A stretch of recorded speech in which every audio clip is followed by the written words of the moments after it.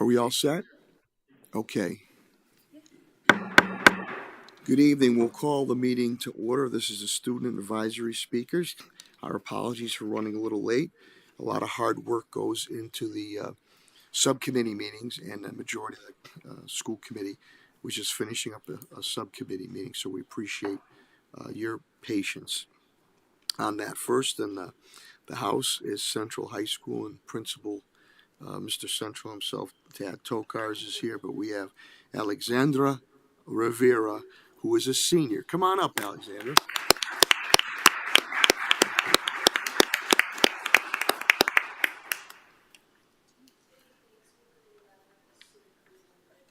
School administrators, and all others present. It's wonderful to be representing Central High School as one of the many aspiring seniors attending our school. I have been working towards applying for my plans after high school, and one of the many ways our school has encouraged us through applying for my FAFSA, and also by looking for scholarships in colleges, and I'm hoping to pursue political science into college. I have also been a part of the Future Lawyers of Springfield program, and through this I have been able to learn more about how lawyers and people in the Department of Law apply and work actively, and this has really helped me. I am excited to give you a rundown of what our students' life and my own looks like. First off, I'd like to give you a thanks for approving our cross-country twilight meet for Cape Cod. I am part of the cross-country team, and as a member, I can stand for our members in saying going to Cape Cod allowed us to push our limits while being able to find a greater love for the sport. And I was able to achieve my best time running for JV. Thank you. And the experience was so impactful that our school has decided to push to have this Cape Cod trip every year from now on. It was a great way to end off my fall sport, and along with this, we've been having senior nights at Central. Actually, yesterday, cross country we had our senior night, and soccer, volleyball, and football are also having our senior nights during this month. It's a great way to end off the season and give our seniors and the team a way to take in achievements and have a proper way to say goodbye to our sports.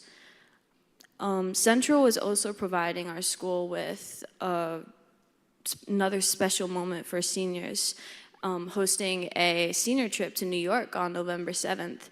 And with your gracious help in approving the trip itself, we are glad to say that we are having the trip and that Central has been able to pay for a great majority of the trip and giving 250 students, which is more than half of our senior class, a low fee and having to worry about participating, no worry in having to participate, oh my gosh, sorry.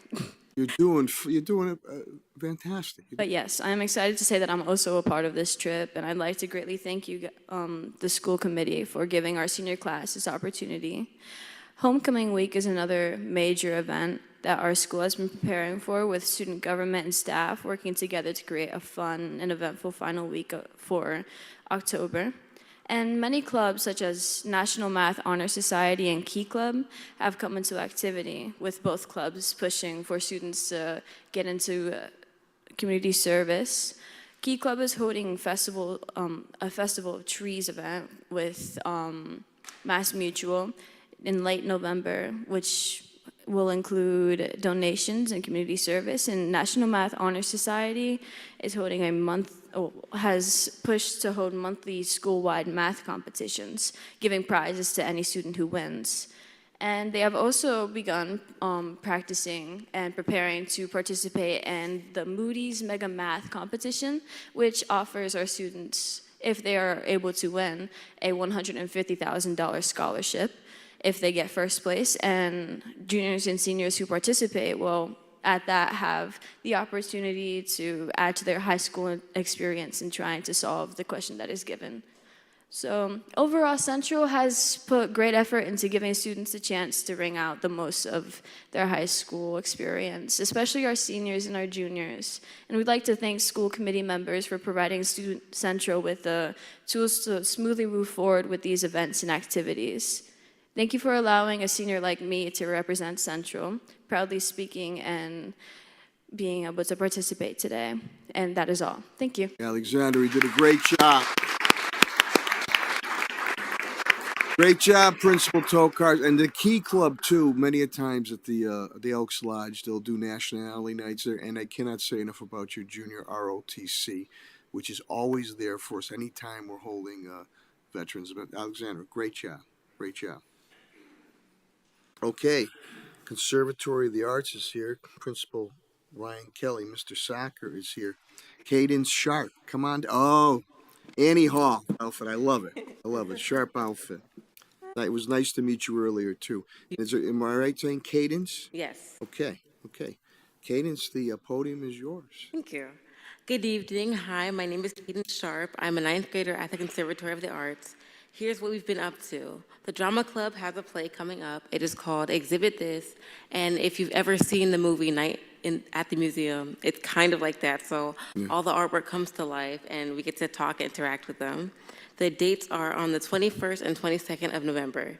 The Conservatory Concert Band plays for Springfield College sports teams like the football team and the basketball team, and usually a student who is also in choir gets to sing the national anthem, and I've been doing that for the past few games, so very good. Fun. Revolution, the Conservatory's advanced choir, has been working hard and moving fast, learning songs and dances for competitions, such as our Heart School Invitational Help High School Choir Festival coming up next Friday. For Hispanic Heritage Month, we've had a Spirit Week and an Artist Collective. And an Artist Collective is kind of like when students or like classes, they get to present like what they've been working on. So they did dances to some Hispanic songs, and they also, we learned how to dance bachata, and we got to also dance it on the stage with them. There was a selection from choir, and then the advanced theater class performed for us. Every week, we have a word of the week, and now we've also incorporated a Spanish word of the week to go along with it. And in the announcements, we've also had someone speak about famous Hispanic people and also events that's happened through history. Later on in high school, I plan on taking dual enrollment courses at STIC with the goal of studying musical theater and psychology in college. Excellent. Lastly, I know that Dr. Denault and Ms. Hurst came to our school today and visited a few classrooms. And I know that Dr. Denault is coming back next week for another learning walk. I hope you saw some great teaching and learning and enjoyed your time with us at the conservatory. Thank you. Great job, Candace. Right at home. Great job. Okay, Putnam Vocational Technical Academy is in the house. Jamie Porig, I believe, is here. There, she's right there. And our own student representative. And Latonia, let me pronounce her first name correctly. What's it? Owley DeLeon is here. Come on to the podium. It's nice Hi. to meet you. Hello. You said it right the first time. I did. Yes, I'm very shocked. Most people don't get it the first try, but thank you. I appreciate it. Well, I had help from the vice chair. Well, good afternoon, everybody. My name is Ali DeLone, like you just said, and I'm representing Putnam Vocational Technical Academy. At this point in the school year, Putnam has settled down from the back-to-school season, and we're getting into more serious and more exciting events. We have our open house October 21st, and open house is a great opportunity for students, especially freshmen, to connect with teachers, for parents to meet teachers and staff, to know that they have support throughout their school. I know freshmen are pretty overwhelmed during this point of the school year because they're going through exploratory. So they're overwhelmed, they're making big choices for themselves, but open house is an amazing way to settle those nerves to an extent. Yeah, we juniors, I'm a junior, class of 2027 at Putnam recently had the college fair trip this past Wednesday at Springfield College.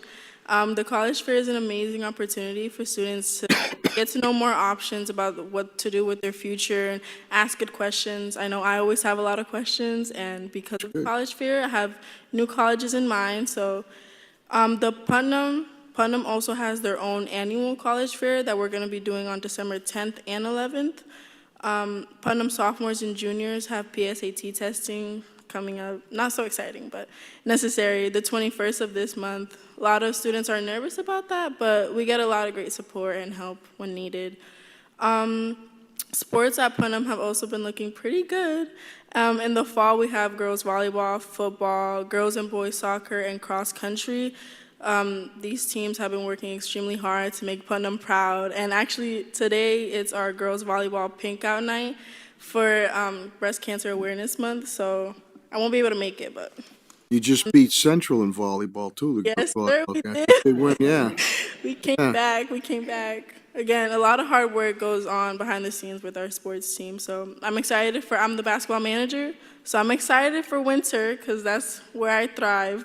But overall, Putnam is doing really, really good. We're ready to conquer the rest of the school year. We're ready to hit the testing, the quarters to end, the hard stuff, because that's what Putnam does best. That's all. Thank you for listening. Mr. Stallone, you did a great job. Come on up and join us now. Great job. Springfield Virtual Schools there. I know Principal Allison Lynch has done a tremendous job. And we have Anthony Martin with the cool cap on there, and he brought some peeps with him too. There, we appreciate that. So Anthony's a senior at Springfield Virtual. Anthony, the podium is yours. I wore the hat specifically for you. I know, you told me that. I appreciate that. That's a throwback Right. to the 60s. Hello, everyone. My name is Tony Martins, and I am a senior at the Springfield Virtual School. I am honored to be able to stand here and speak with the school committee, again after our initial meeting last year. It is great to be back and connect with you all from across the district. At Springfield Virtual School, we represent a unique part of the SPS community. We are the students who log in every day and bridge the gap between a traditional classroom and the world of virtual learning. My priority this year on the council is to represent the voices of the SPS community, so our needs, concerns, and successes are recognized on a wider level. In doing this, I hope to leave a lasting impression on not only the school, but the district that has given me so much in my school career. I want to make sure that Springfield Virtual continues to be an active and remembered part of Springfield Public Schools even after I leave, which, if anyone watched last year's meeting, Mayor Sarno is probably going to hire me back if, I want to come back. So. While our campus might be online, our sense of school community is completely real. Our student council and our advisors have kicked off the school year strongly with great ideas to open the year, such as a classic in-person event for our graduating class being the Senior Sunrise at Blunt Park. In holding this event, we are making sure that our seniors have a memorable last year. We just held our first few sessions of college and career readiness featuring admissions counselors from Springfield Technical Community College and de Grigley School of Cosmetology. Will not believe how long it took me to pronounce that name. In addition, our wonderful counselors are also in the process of completing the FAFSA with us. We have other schools and career professionals lined up for future dates, which are great opportunities for students to begin thinking about their futures after high school. Last week, we kicked off our school clubs. This year, in addition to our original lineup, we have a few new clubs. These include clubs focused on art, science, coding, and the Healing Page Collective.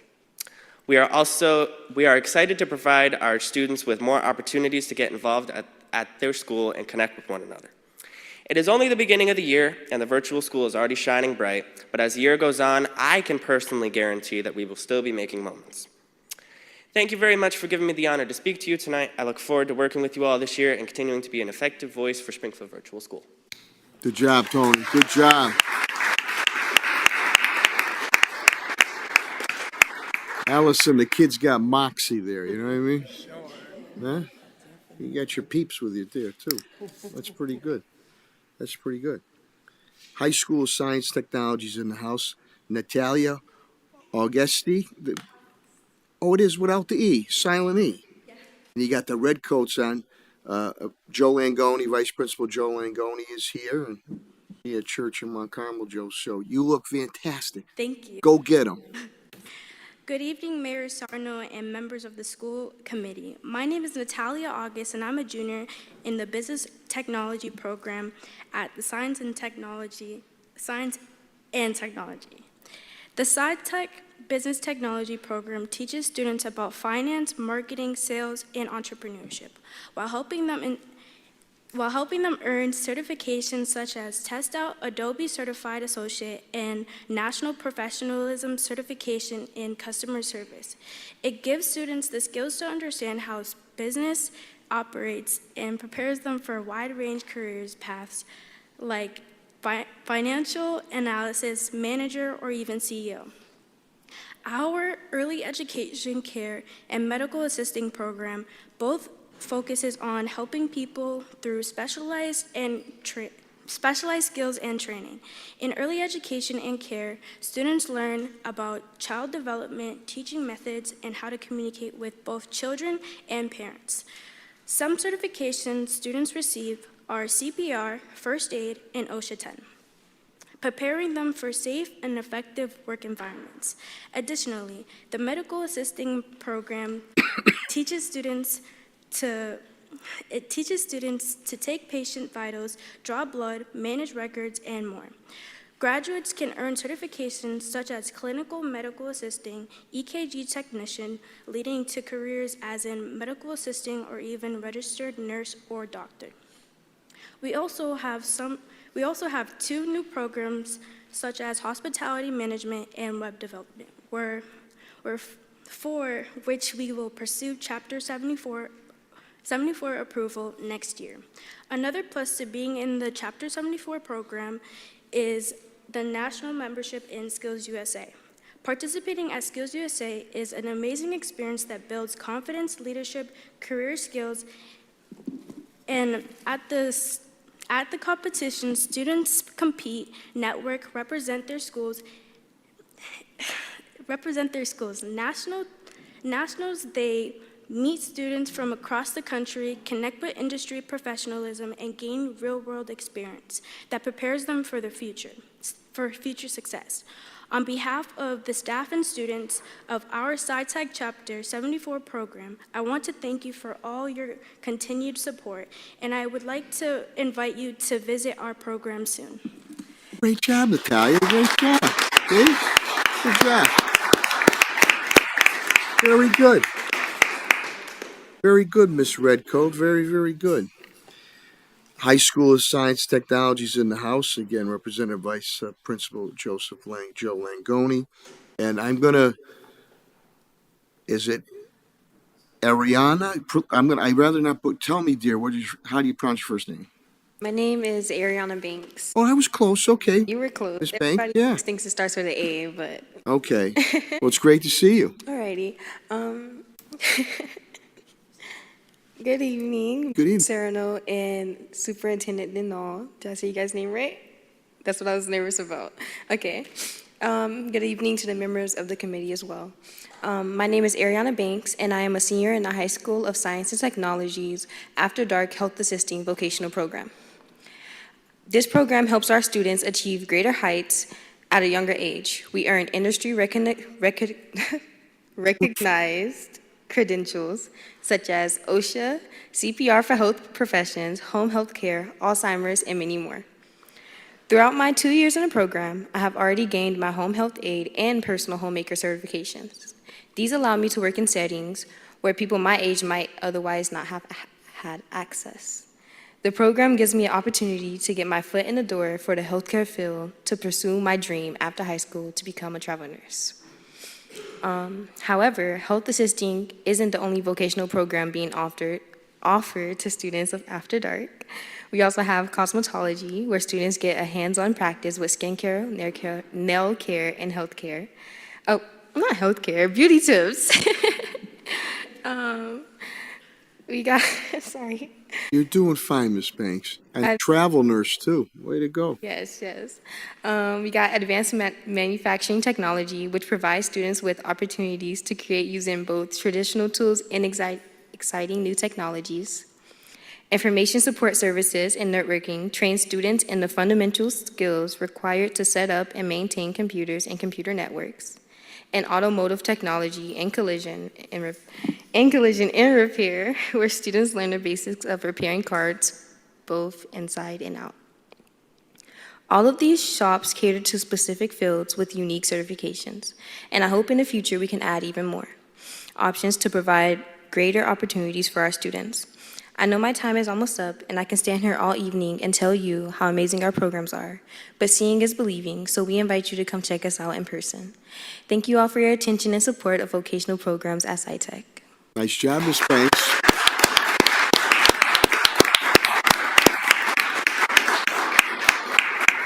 And who was that young lady next to you right there? Okay, Mom. All right.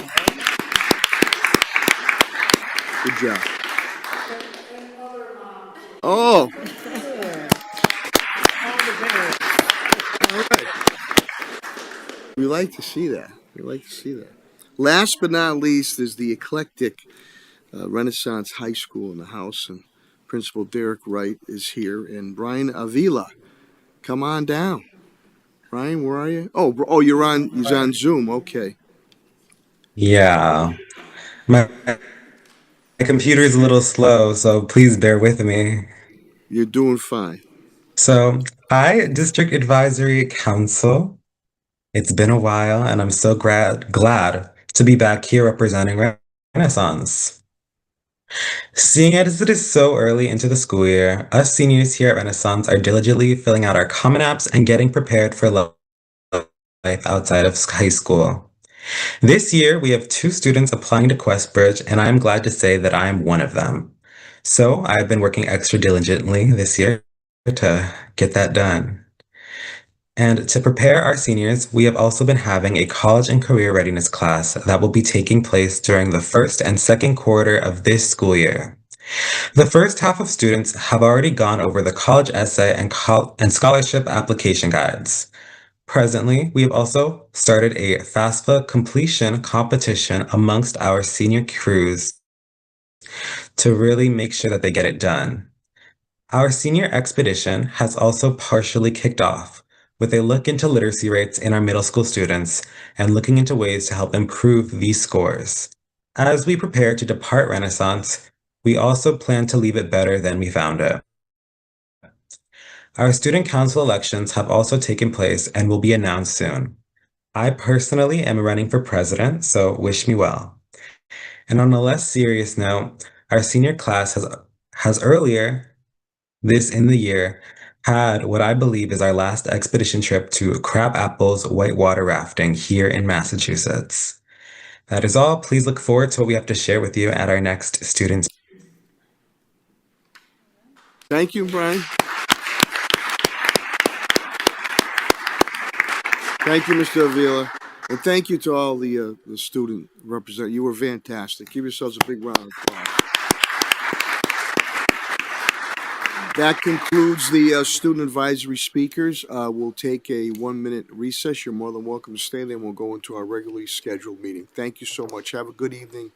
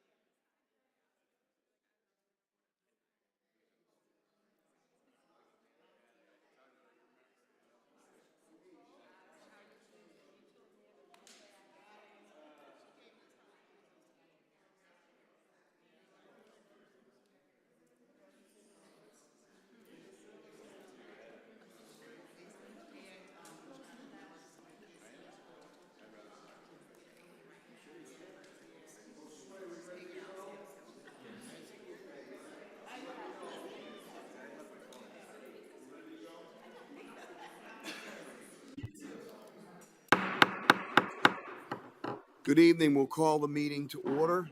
Mr. Clerk, please call the roll. Mr. Gonzalez. Here. Attorney Murphy. Mr. Collins. Here. Ms. Gresham. Ms. Hurst. Ms. Bruno Naylor. Present. Mayor Sarno. President, if we could all please rise for a moment of silence. Pledge allegiance.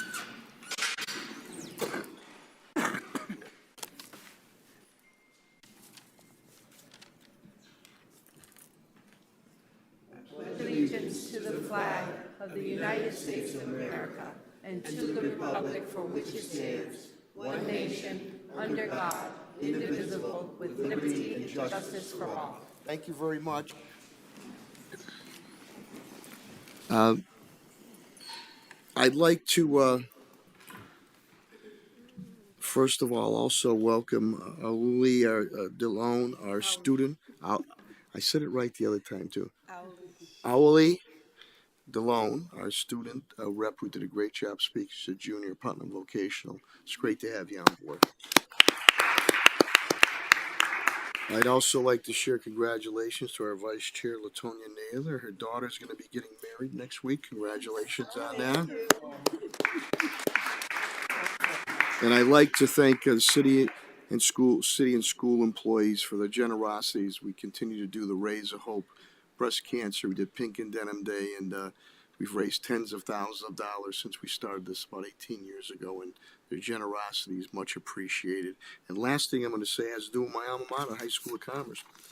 Rashad Robinson, he must be one hell of a running back because he ran for 322 yards. He had 467 all-purpose yards, and that's on top of a 280-yard game that he had a couple of weeks ago. So I don't care who you're playing against. If you're running like that, kid's a good ball player.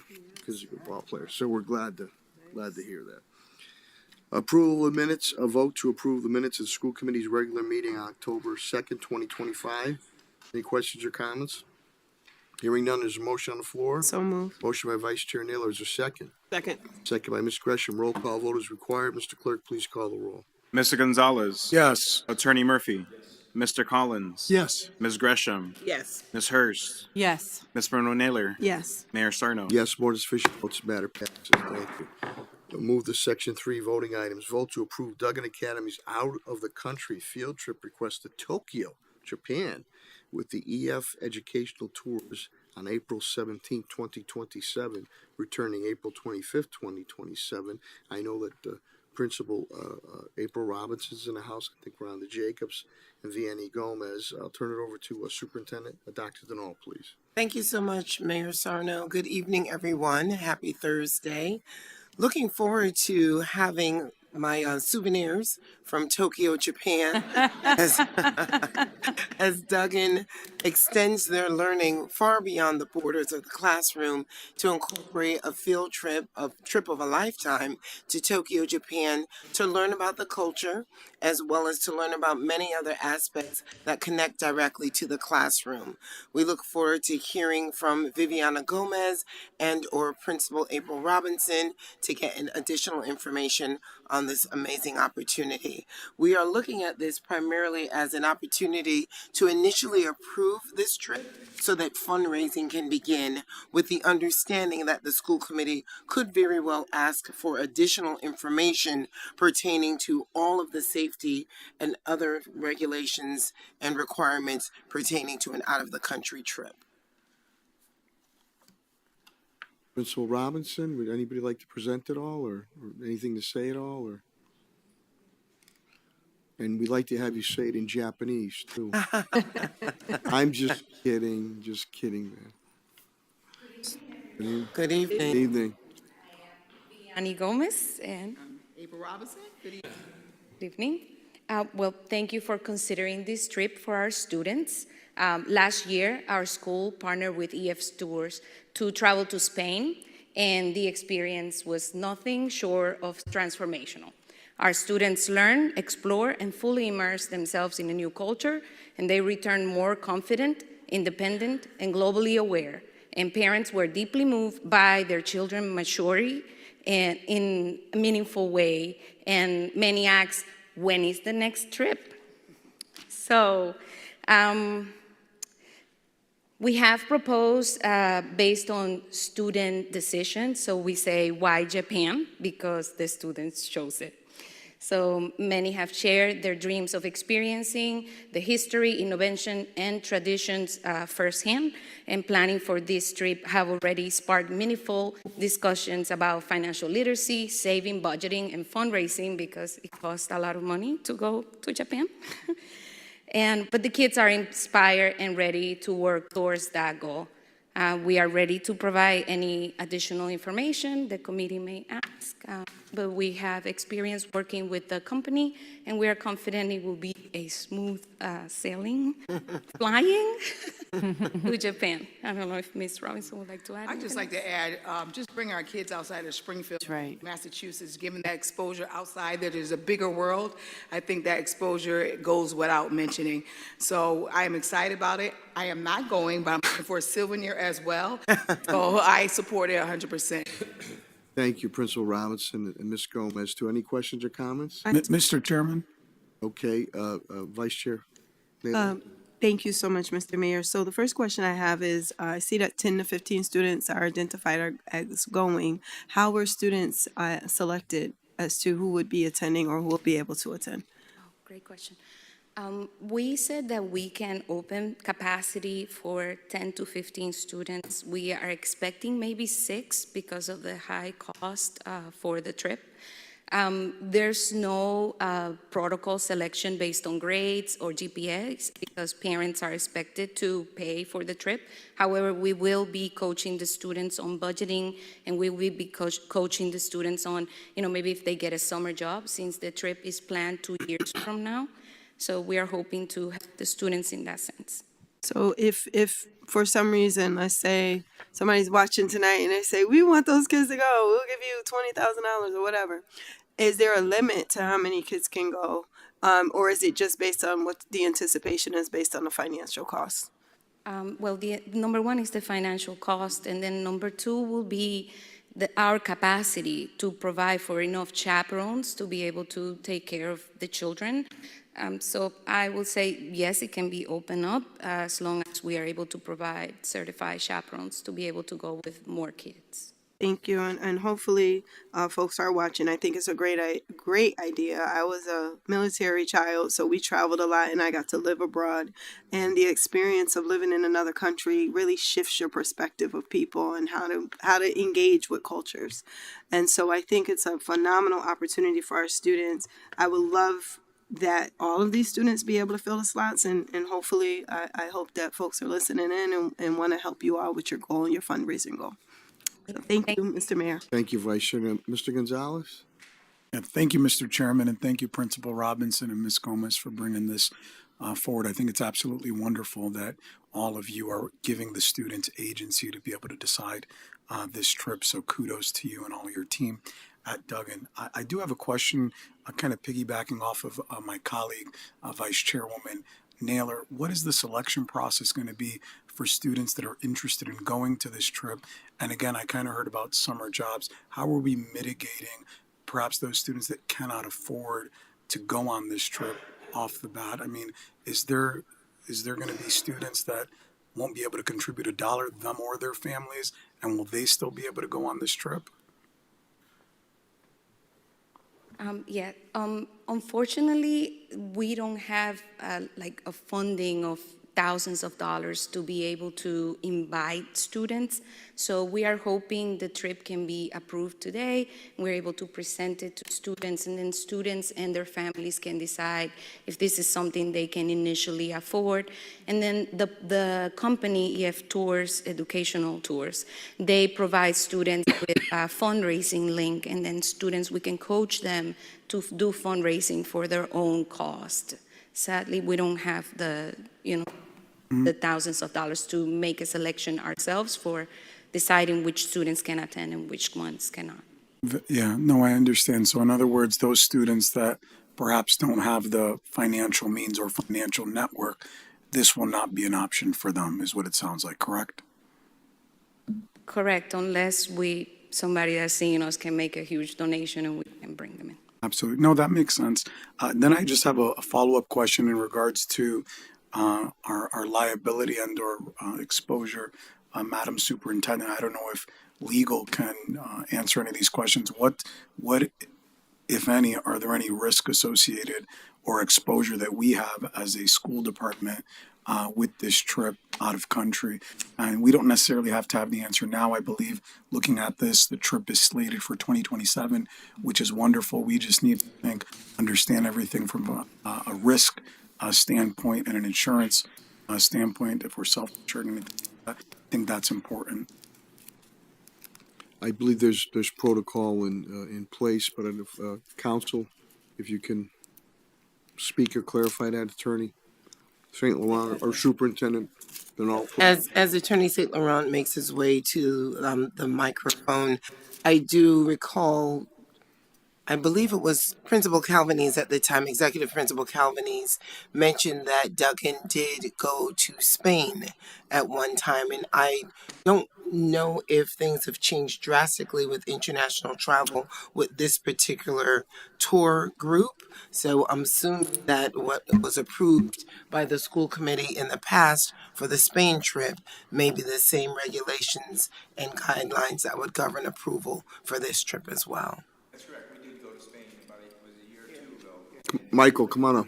We did go to Spain about, I want to say 2 years ago, and it was approved through, I think, well, last year. But I think we went to the subcommittee or school committee 2 years ago for the approval, and it was approved.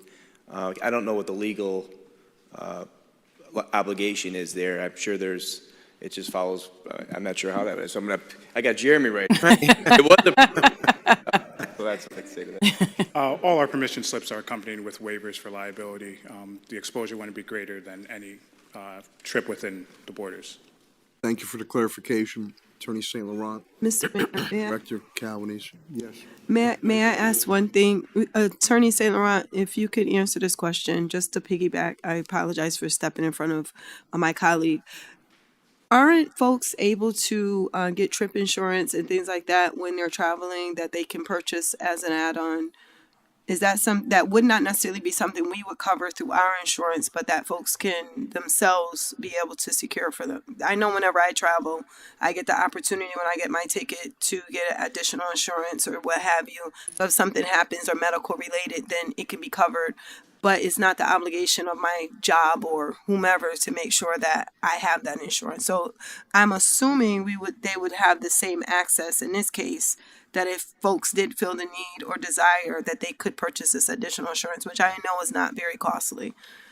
Am I incorrect or am I correct? I'm not sure how it works on bill trips. But that wouldn't necessarily affect the liability on the district. That'd be an individual choice by family.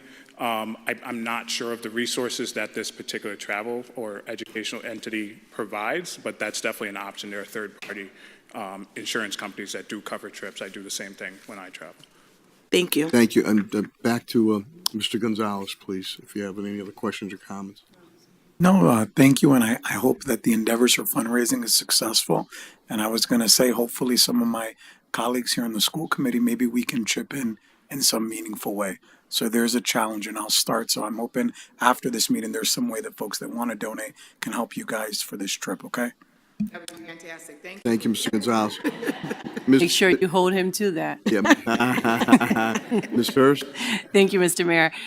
So I too think it's a great opportunity for our children to be able to see other countries and experience other cultures. I was just going to say, I mean, I don't know if what Mr. Gonzalez was trying to get at was sort of like the liability around international travel, but many of these companies are capable and will notify us if there's an advisory that it's, That's right. right, that it's not safe to travel there. I think what I wanted to lift up is I know that many of these companies allow us to fundraise or allow you all to fundraise in advance, which I think it's great that you all are being proactive in doing that 2 years in advance. What I have heard from some families for some of these trips is that fundraising doesn't include the fundraising for passports. And so that has to happen separately. Is that correct? And so just to think about how are there other ways to sort of help open up that front door to help kids get passports and in a timely fashion considering our national landscape so that others who might be able to fundraise but aren't sort of thinking about the barrier of that passport and how much that might cost as well, because it's completely separate from the fundraising of the trip. Thank you, Ms. Hurst. Any other questions or comments? Yes, Mr. Mayor. Mr. Collins, please. First of all, I think the liability issue and the trip insurance was in the material that the company provided, that they make them sign off liability. Pretty sure I saw that in their material. My questions, I've got two. One of the individuals listed as a chaperone, it's indicated that they have not been Corey cleared. You've certainly got a long time before the trip goes. Is the intent to have that individual be Corey cleared? Oh, I'm one of the chaperones. Corey cleared, and then Miss Ribas, Carmen Ribas, she's one of our nurses in the school. She's also Corey clear. I'm not sure. I believe all of them were one, and I don't want to mention anybody's name. Oh, sorry. But in what you supplied, it names one individual as not being Corey cleared. The other person is also a teacher in the school that we all. I'm sorry, I don't. Unless it was, well, it's a made clarification, unless it's a misprint or something, or It shouldn't be. And the company has a process that they also do their own Corey for any adult that sign up for the trip, because parents, if they want to go with their student, they can also sign up and they get Corey cleared by the company as well. Mr. Chairman? It's a parent. Mr. Collins. My other question was, and if the company. Collins has the floor. Give them a example of how to fill out the section. Oh, okay. They're finding their own way to Logan, and they're finding their own way home, correct? Parents are required to bring the students to the airport. That's correct, and then pick them up at the airport as well. Hopefully you're planning, if somebody doesn't show up, to pick up one of the students at the airport. Anything can happen on the pike these days. It's just another added thing that you've got to plan for, that's all. Yes, depending on the time when we get the itinerary, we might be able to, if it's possible, Ms. Robinson, arrange with first students to maybe get us from Duggan to the airport and then back. That could also be a possibility in the future planning. Thank you, Mr. Collins. Mr. Gonzalez, please. Yeah, I think just to clarify, I think all three of the individuals that are going to be chaperones are in fact Corey cleared. I think the red that's there is meant to be, it's prefaced by IE, so I think it's just an example. But I know that so just to clarify publicly for those watching at home.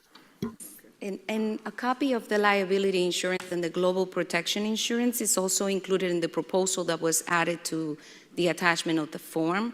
Parents are protected if there's anything going on in the world. They have already purchased to go on the trip. Their money gets returned. And they also have a medical insurance that if anything happens to any of the children during the trip, they are medically covered. And there's a safety plan in place as well, all in detail. Any other questions or comments? Hearing none, is a motion on the floor? So moved. Motion by Vice Chair Naylor, is a second. Second. Second by Mr. Collins. Roll call vote is required. Mr. Clerk, please call the roll. Mr. Gonzalez. Yes. Attorney Murphy. Yes. Mr. Collins. Yes. Ms. Gresham. Ms. Hurst. Yes. Ms. Monroe-Naylor. Yes. Mayor Sarno. Yes, more than sufficient votes, the matter passes, which was thoroughly vetted too. Thank you, Principal Robinson and Ms. Gomez and Mr. Calvin. Thank you very much. We'll now move to B, a vote to approve an appropriation from the carryover and other surplus funds in the amount of $5,314,535.06 to fund investments. Chief Patrick Roach is here. I'll turn it over to Superintendent Dr. Denault, please. Thank you so much, Mr. Mayor. I'm going to actually ask Chief Pat Roach to come to the podium. There are several items on the agenda that he will be speaking to. So the first item that he will provide clarification on or respond to any of the committee's questions has to do with carryover funds. We know that because of the outstanding work and attention to detail that our finance department often conducts every year, as well as throughout the year, there is a small amount of carryover that we would like to designate for summer projects, as well as to ensure that our exceptional learners receive supplies in their low incidence classrooms. So a portion of that 5.3 is designated for materials and supplies that will go directly into exceptional learner classrooms. Thank you, Dr. Denault, Superintendent Denault. Mr. Roach, please. Patrick? Superintendent did a great job explaining it. I think that that's pretty much everything. We have a larger amount of carryover funds. We will be back to the committee with some more items. These ones are time sensitive. For the facility projects, we definitely want to get a move on them. If we do the bidding early, we get much better pricing than if we wait till later in the year. Sometimes prices can double when everybody's putting their bids out at the same time. And then for the classroom supplies, as the superintendent said, we want to get the supplies to the classrooms as soon as possible. Happy to answer any. Thank you, Chief. Any questions for Chief Roach? Mr. Chairman, Mr. Gonzalez.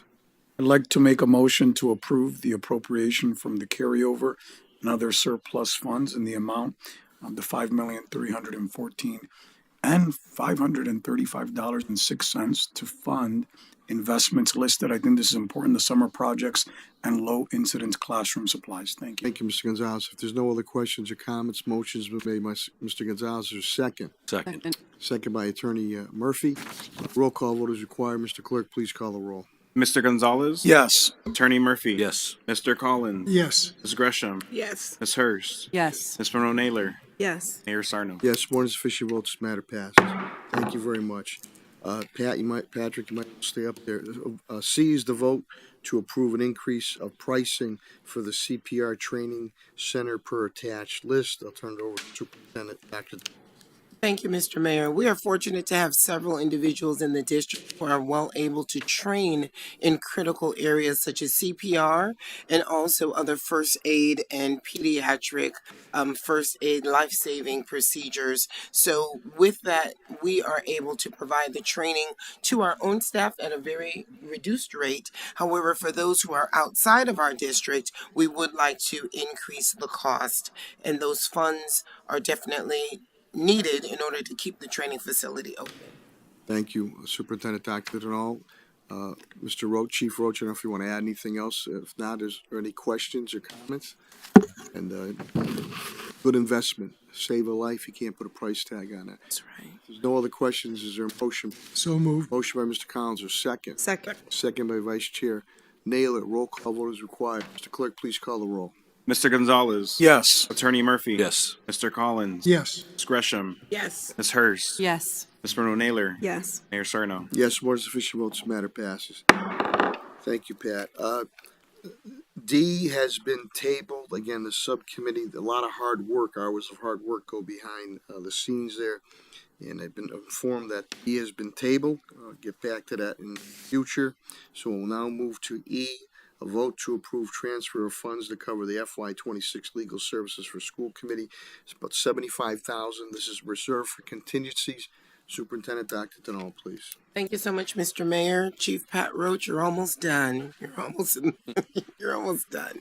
We definitely enjoy the collaboration and the support of Norris, Murray, and Peliquin LLC. They've been doing an outstanding job supporting the school committee and most definitely entered into a collaborative relationship with our own attorney, St. Laurent. With that said, we definitely see the need to increase the amount of funds that we've set aside for their legal services. Chief Pat Roach. Thank you, Dr. Denault. Yes, the contract we have with Norris, Murray, and Peliquin is for $75,000, and we're trending to spend $150,000. So we'd like to transfer $75,000 from reserve for contingencies to the school committee's legal service account in order to cover that shortfall, projected shortfall. Thank you, Chief Roach. Any questions or comments? Just a comment, Mr. Mayor. Vice Chair Naylor, please. One of the things that we want to know, we did discuss this today in subcommittee, that This amount that we had allocated in advance was, again, really a test because we knew that it was halfway through the year. It was the first time working, and we traditionally have spent around $150,000. So we're not in a situation where we're spending over what the norm has been, but it's just a situation where we're spending just a little bit more due to the attorneys having to focus on things that were in backlog when they first came on. So the anticipation is that it will not be in the range of 150,000 for next year, but just because of that backlog, we had to go over a little bit. Thank you for the clarification, Vice Chair Naylor. Any other questions or comments? Hearing none, is a motion on the floor. A motion by Ms. Hurst, a second. Second. Second by Vice Chair Naylor. Roll call was required. Clerk, please call the roll. Mr. Gonzalez. Yes. Attorney Murphy. Yes. Mr. Collins. Yes. Ms. Gresham. Yes. Ms. Hurst. Yes. Ms. Monroe Naylor. Yes. Mayor Sarno. Yes, more than sufficient votes, matter passes. Thank you very much. Once again, the hard work of the subcommittees. F has been tabled. This is the vote to approve revised policy, relations, booster clubs, etc. But it's tabled. It'll be brought up in the near future. So now we'll move to G, to approve the revised remote participation policy.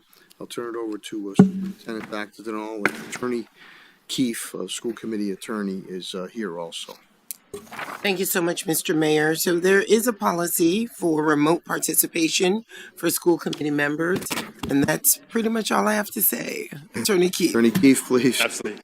Good evening, everyone. Sure. Just to do a quick background. Back in 2020, we were undergoing the an emergency act was passed that relaxed the requirements for remote participation for public requirements that are in the open meeting law. Were relaxed in order to facilitate fully remote meetings. So the requirements that I'm going to focus on today are, again, remote participation, whether or not there needs to be a physical, the law, which has been extended, relaxes the requirement that a physical quorum be present in order to have the meeting, and it also relaxes the requirement that the vice chair or chair be present for the meeting. It also allows the participation remotely during executive session. So the law was passed in 2020, it expired in 2025, and then in March 28th, 2025, the act was extended until June 30th of 2027. Currently, the school committee's policy has a much more restrictive approach. It does not allow for it basically keeps the requirements that were extended under the law, so we have a restrictive policy now. We met back in April to discuss potentially relaxing those requirements for the subcommittee meeting focused really on subcommittee level as opposed to the full committee level, although there was some discussion about relaxing those requirements under certain circumstances for the full committee. So to look at the draft participation policy, which is in your packet today, I'll just run through some of the changes here. It's a red line version of the current policy. The first change I just added the Chapter 2 of Acts 2025. This is the act that extends the current COVID emergency requirements.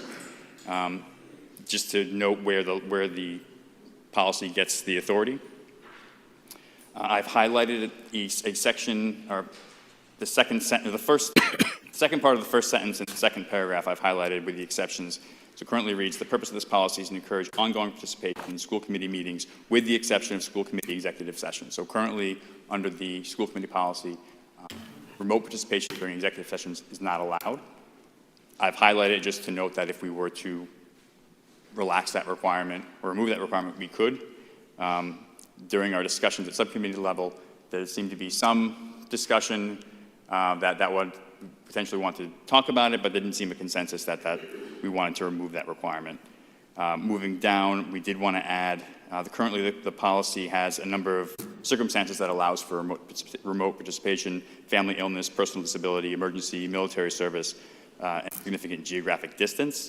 Part of the discussions were allowing one more factor or circumstance which would allow remote participation. That would be work or professional commitment. So we added that. For the full committee section, I separated, the current policy only talked about full committee. I separated it into two sections, one for rules for full committee and rules for the subcommittee.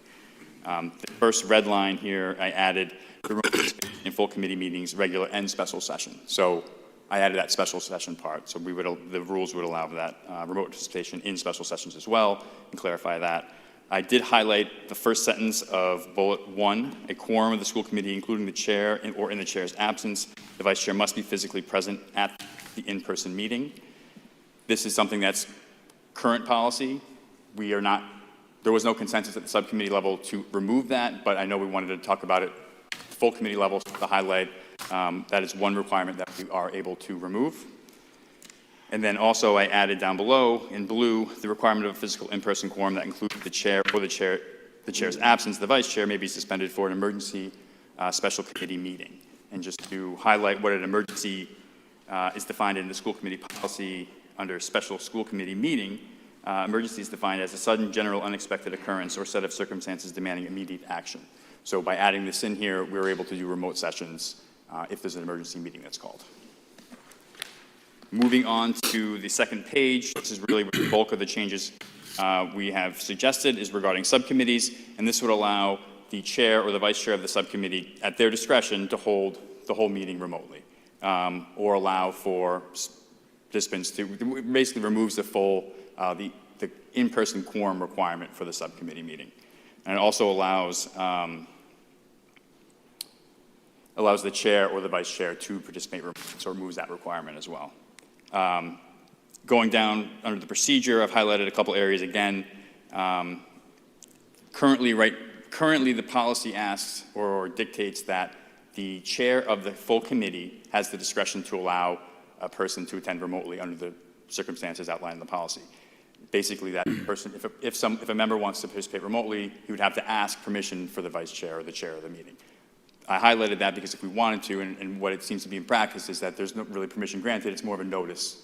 We're giving notice to the chair that I would be or somebody would be participating remotely. And so if we wanted to change that, that would be where we would fix that in the policy. And then again, I highlighted a little further down, a member may not participate remotely in an executive session. If we wanted to, if it was the will of the body, we could remove that requirement and have certain circumstances where that would be allowable. I've okayed every request for that because of legitimate issues why a school committee woman or school committee man couldn't make it. So, we haven't had any issue on that. If I wasn't available, then Latonia would not. So, there hasn't been any type of abuse type aspect. Sure. Finally, in the last page, I just add that a review of this policy should be done by the subcommittee or the full committee by the end of June 30th, 2027. That's when the Emergency Act sunset clause. So we would have to review and revise the policy accordingly. Any questions or comments of Attorney Keefe? Okay. Any comments at all? Yep. Okay. All right. Then, Mr. Collins, go right ahead. I expressed in the subcommittee, and I've expressed before, that I am not in favor of making these kind of changes. I really don't think that we get the robust discussion that we get from being in person. I think Zoom tends to lead to less attention and people aren't getting into as much of a debate. And I think there is extreme value to us being in the room. And quite honestly, we were elected to serve out this role. People expect us to be there, and I think we should be there. I know there have been occasions where some people have had issues, but if someone's away, and we've had people who've been away for a business meeting, and they did participate remotely, but having the entire meeting remote doesn't get the same kind of interaction, doesn't get the same kind of, in my opinion, same kind of debate and interaction.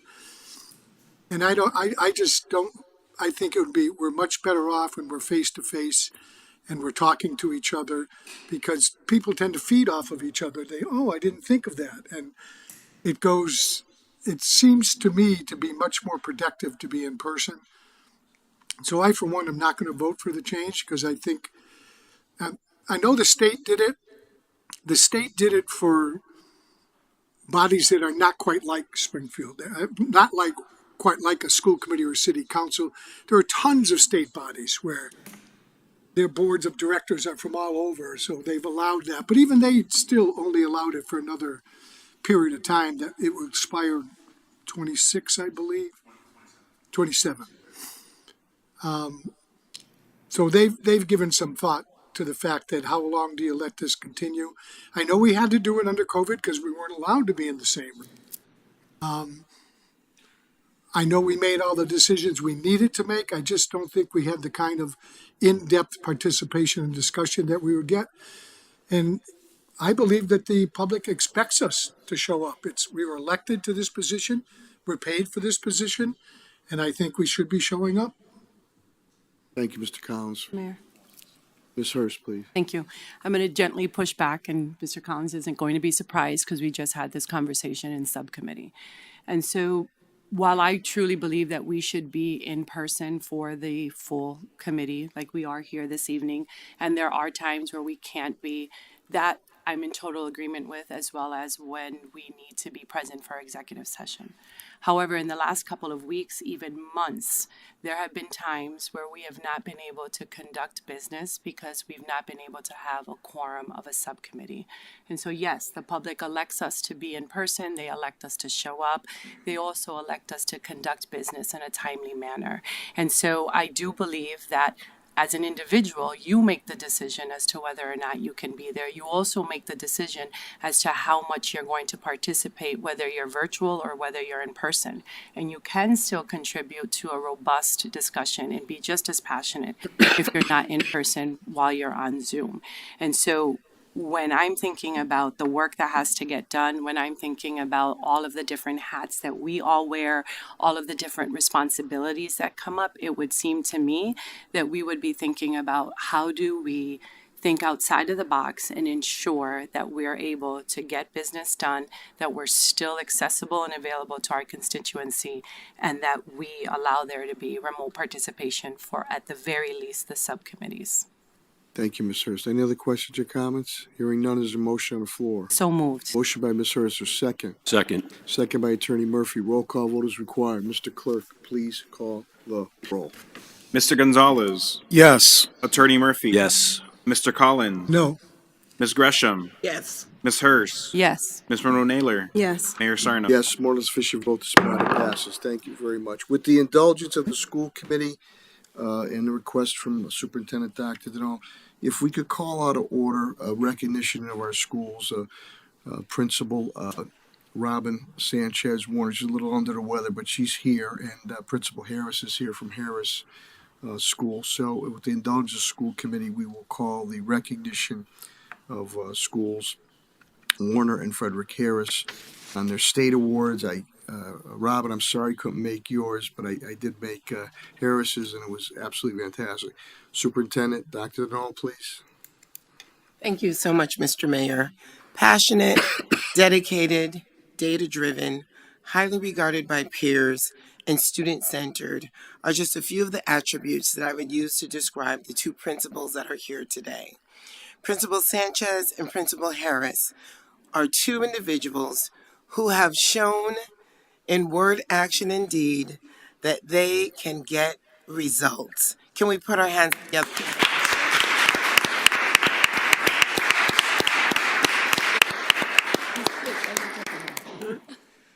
Both these principals, Principal Sanchez and Principal Harris, have been recognized by the Department of Elementary and Secondary Education as schools of recognition. This is a prestigious designation from DESE recognizing your outstanding gains in math and ELA on the MCAS, but also on other key performance indicators that the Department of Elementary and Secondary Education hold us accountable for, namely significant gains with our multilingual learners. Well done, women. Well done.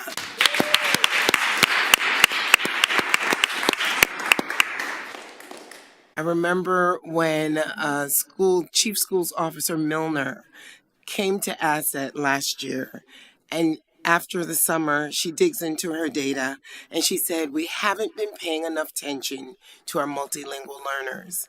And I know that Chief Schools Officer Collins recognized that need as well. And with their support and with their guidance, you all have been able to rally the troops, motivate and encourage your staff, engage the learning community to get the type of results that we know our students are capable of getting. Thank you so much for putting your students first. Thank you for believing in our multilingual learners. Thank you for not watering down the curriculum. Thank you for focusing on grade level, rigorous standards and ensuring that your teachers deliver the type of instruction every single day to all students that would allow our students to achieve on higher and higher and higher levels. Congratulations to both of you. Job well done. We appreciate you. We salute you.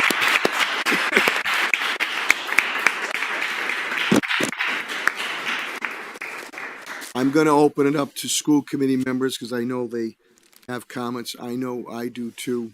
Before we give the podium to each of you. So, school committee members, any comments, please? Mr. Mayor, I would love to. Vice Chair Naylor. First, just thank you.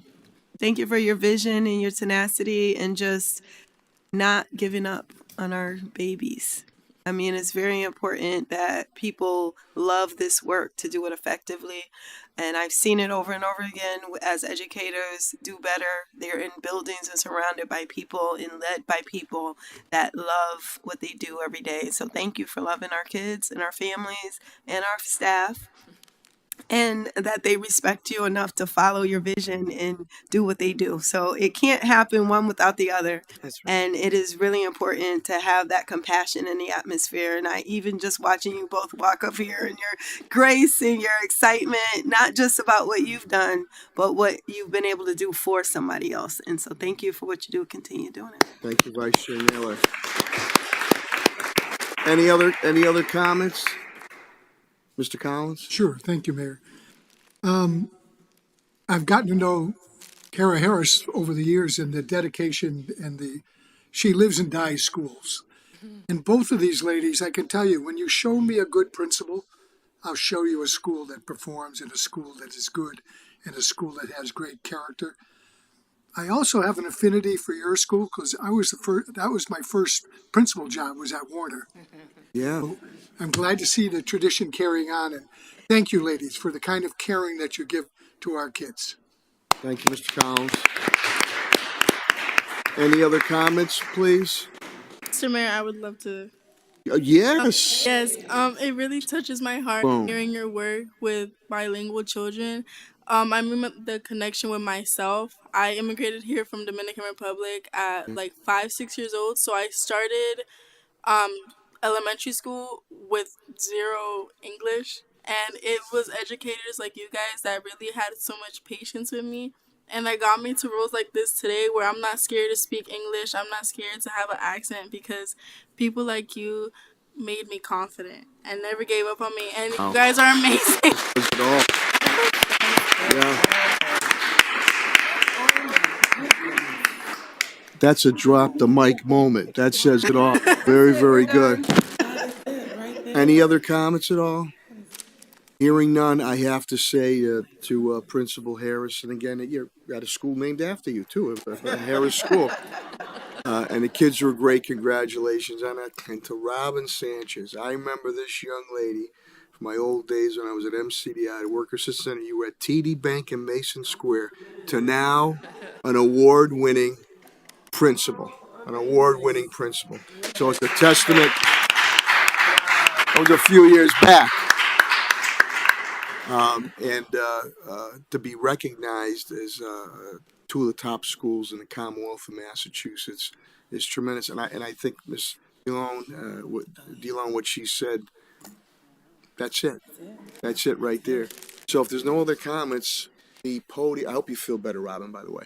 The podium is yours, ladies. Oh, she has. Yeah, okay. I just wanted to take a minute on behalf of Harris School to thank you for honoring this recognition. It means a lot to us. It took a lot of blood, sweat, and tears to get to where we are, so thank you for honoring it. And I'm sure I speak with Robin when we say that this achievement is not the result of one person's effort. It's the product of an entire community working together. So starting from the superintendent and the school committee, our chief schools officers, Collins and Miss Milner, for my school, my assistant principal, Melissa Stenwick. I'm just so grateful to have professional partners that share the passion and the belief in our students and the drive to constantly improve every day for our students. To the teachers and the paras, the counselors, the ILSs, the City Connects, thank you for your dedication, creativity, and commitment to helping our students learn and grow. To our students, you are the reason we do what we do, and you inspire us every single day. To the clerks and the custodians and the nurses, thank you for keeping everything running smoothly and making sure our school is a welcoming, safe, and healthy place to learn. To our families, our PTO, our community partners, thank you for your support and encouragement and your partnership. You are an essential part of our school community, and we could not do what we do without you. This recognition belongs to all of us.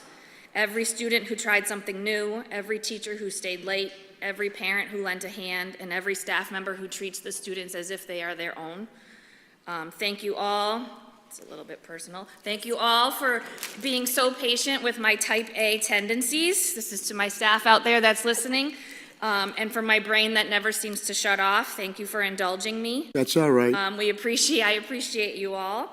And as we celebrate our successes, remember that this is not the finish line. It's a reminder of what we can accomplish when we work in tandem. Very good. Robin, would you like to say a few words? Are you able to say a few, or can you sing us a few words? Whatever you want to do. I'll let Kara's words speak.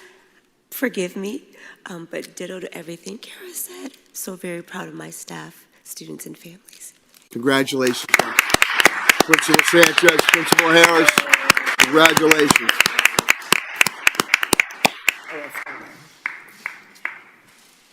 Okay. Right up front, go behind the table. Why don't you just put him in front as yeah. Robin, I hope you feel better. You know. Principal Harris, congrats. And I need all the members to squeeze together, please. My children on today, so make you smile now. We good? We got everybody? Kara, can you move just a little? Yeah, okay. There we go.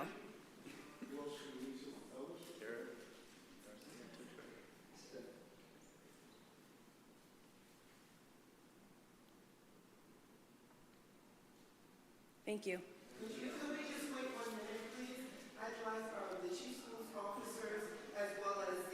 Principal, yeah, come on up here. Yeah, come on up. You're right, Captain. Come on.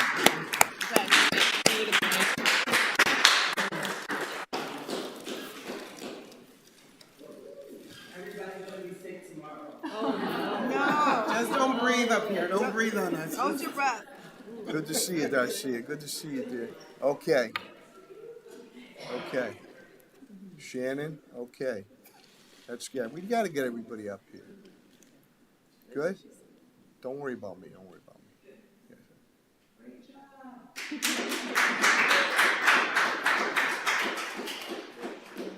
Good. Okay.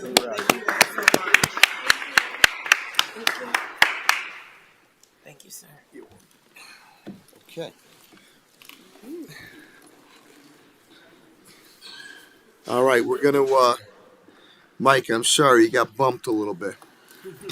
We're going to have the ZEB Springfield Empowerment Zone program transition, and I might be a little partial, but former executive principal Mike Calvin, he's tremendous job at the Duggan Academy. Anytime we had visitors from the outside throughout the country, they wanted to go to Duggan.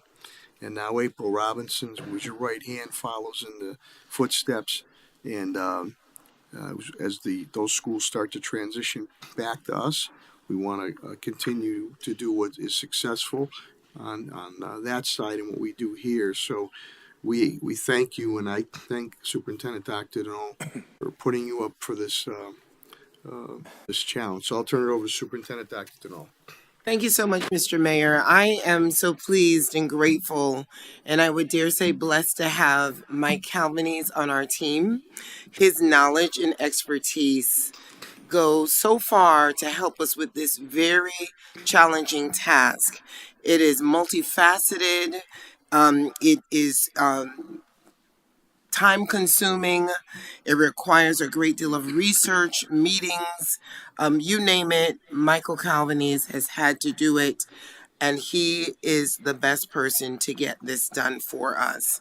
We are, because of the success of several schools under the management of the Springfield Empowerment Zone Partnership, we are regaining some of those schools. I want to say 8 schools, is it? That's Eight correct. schools. Schools. 8 schools are coming back to us July 1st, 2026. And Michael Calvanese is leading the charge and guiding the process. In full transparency, we know that commerce has been divided into the traditional commerce, has been divided into 5 learning communities. The combined threshold was 10th percentile, but we do know that we have to take a very close look at Aspire, Commerce, and Rise, because all 3 of those schools still fall below the 10th percentile in full transparency. But as we move forward to make this a smooth transition and to maintain the conditions that were present in the zone schools and made them successful, we are definitely going to be able to make the transition in a way that will honor the autonomies and get the job done.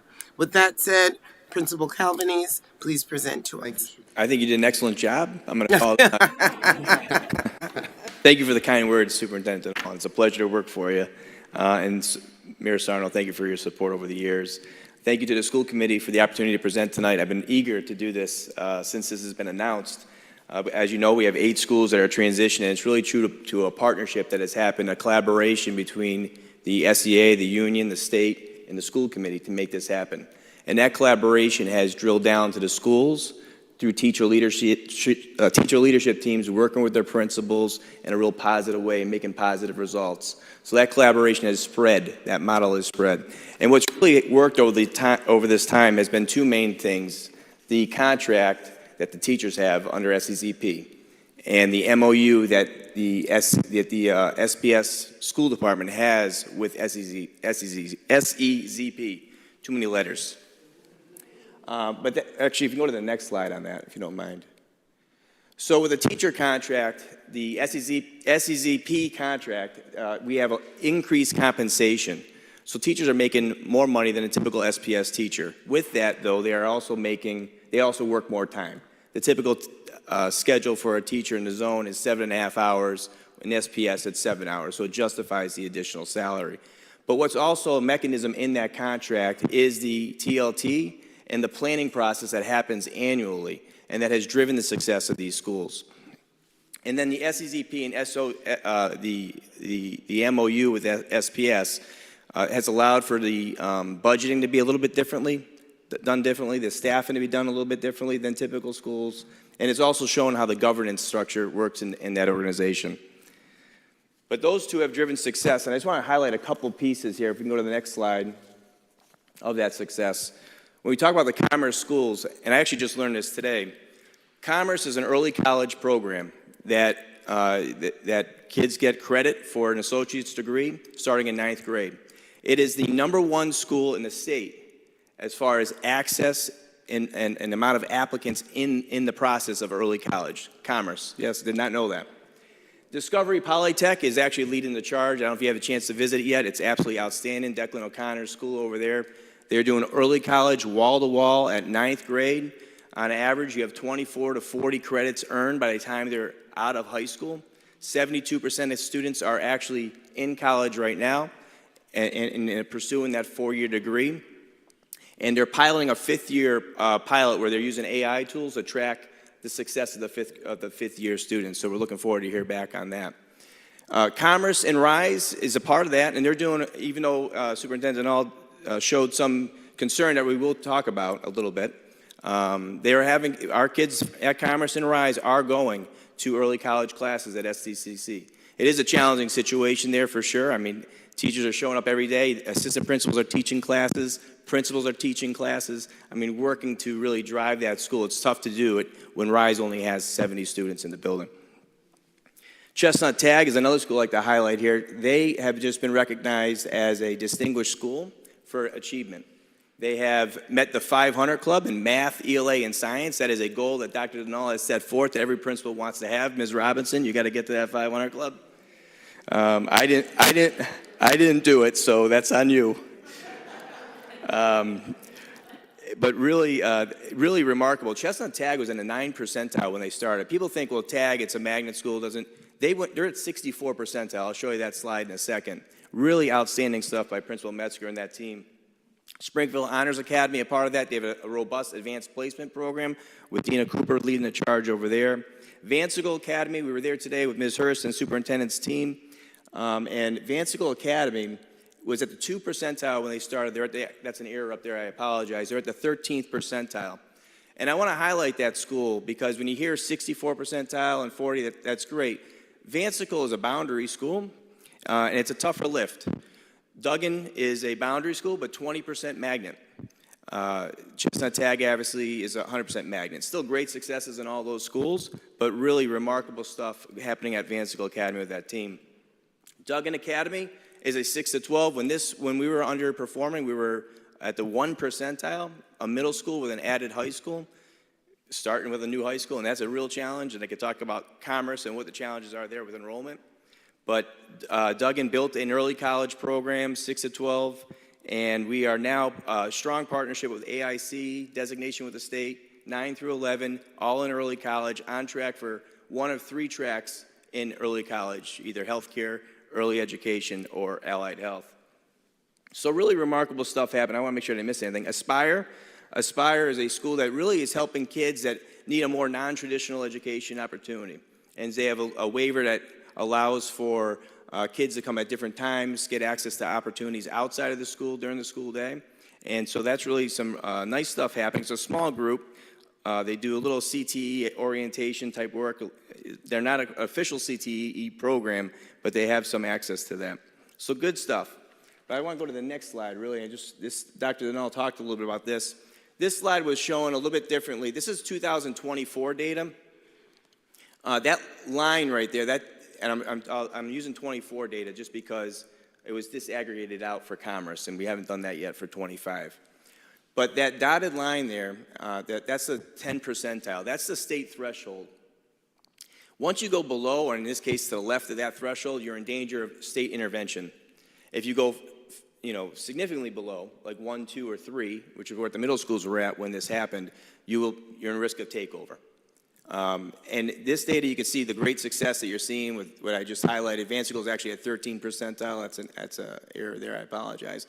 But if you look at, just to highlight what Dr. Denal said again, that 10 percentile for commerce, that's taken into effect Discovery, Springfield Honors Academy, and RISE data. When you get that data back from the state, you only get one number for commerce. They only get one number, and that's the 10.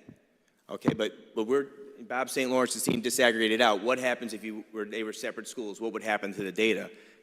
You would fall back to traditional commerce, where commerce goes back down to 3. So it hasn't moved, and that's where they started. Now, I say that the principal's phenomenal. Ms. Goth here, the team's awesome. It's a real challenge over at Commerce because you have there a situation in all schools with a falling enrollment. There's a lower enrollment. Then you have an opening of a RISE high school. Then you have an opening of a Commerce and other high schools. And then then you have Central and Putnam. It's tough to get that enrollment in. And so when that happens, it just adds another degree of challenge. And for Commerce, they have 55% of their students. They only have about 280 students. 55% are on an IEP. Of that 55%, 77% are high needs, low incidence programs. So so there's 2 conversations that has to happen. One, we have to transition all these schools from SEZP back to SPS. We know we need to do that, so that has to happen. And then another conversation needs to happen, like what's going to happen with RISE, what's going to happen with Commerce. And obviously we want to make Commerce glow. We want that to be come back. Definitely need that to come back. So that's going to be another conversation, what that looks like. But the teachers there, if they're watching, they're phenomenal, and they're working hard in some tough situations. Just the next slide, please, on that one. So a little bit of the timeline, the context of what we're looking at. Last November of 2024 was announced that these schools were transitioning back to SPS. We asked for an extension so we can put some things in place. In March of 25, we went in a subcommittee meeting with all the principals, if you remember that. We went through some of that data as well. Principals pretty much stressed that they need to keep the autonomies, keep the structures they have in place. They've been talking with their teachers. It's something we need to keep that smooth transition going. In July, Dr. Denal asked me to support that transition. I'm honored and humbled to do it. Hope I do a good job, Dr. Denal. If not, you can throw me back in the building or do whatever you want with me. That's okay. September to October, we've been meeting with staffs. We've been going to all the buildings and just like holding office hours, just to be able to listen, not just educators, teachers, all staff, just opportunity to speak, tell us what's going on, survey data. Sat with the SEA, not to negotiate contract, but like have some ground rules, you know. They wanted to wait a few months, talk to their teachers before we did anything. So we did the same thing. Did a webinar, spoke to staff, put a letter out to families that we want a smooth transition, nice and, because it really shouldn't be if this goes smoothly, it should have little effect of anything going on in those buildings. Obviously, Commerce and Rise will be a different conversation and might have to be a different way of how we approach that. I know it's getting late. There's a football game on. I'm moving along. I'm trying to get going. So what do we learn from our educators? If we can go to the next slide on that, please. They don't want change. The educators do not want change. I got to say, we go into the buildings, one of the most impressive things, and it's not surprising, but it's always nice to hear, when hearing from educators, I mean, everyone says salary. The first thing, we want our salaries to stay the same. We want this. But the first thing that comes out of the educator's mouth, everyone, even in a Commerce, in a tough situation, or at Rise, we don't want programming to change for kids. We don't want early college programming changing. We don't want enrichment programming changing. We want to make sure we're giving SEL support for our kids. First thing out of everyone. I mean, it's just nice to hear. But they also want to make sure they're whole. They want clarity. So we try to give clarity early on, and I think we're in good shape now. I think there's more answers that they're going to want soon on what we're going to do. And so I want to just go to the next slide, because this is the area I want to get into. So one of the suggestion I have moving forward is two things. One, we need to get an MOU with the union, an agreement. Okay, we got to negotiate, and they know that, and they're putting something together right now. The other thing we need to do is, my recommendation is follow the Renaissance model. Renaissance, people used to tell me, I think it was Nancy DePro, she goes, that's an innovation school. I thought she was just meaning it was something by name. But it actually went through the process that I would suggest that we go through as a committee today, or talk about today. They followed the 2010 law that was signed in by Deval Patrick, and they proposed, was Dr. Ingram who proposed it to the school committee. He started a screening committee, which is a member from the body here, which is a member from the union, and obviously the superintendent or a designee. And they look at a prospectus, and they vote that prospectus, they move that forward, and then it goes to the schools. The schools do, make a plan. They have a team that's, it's all pretty much laid out.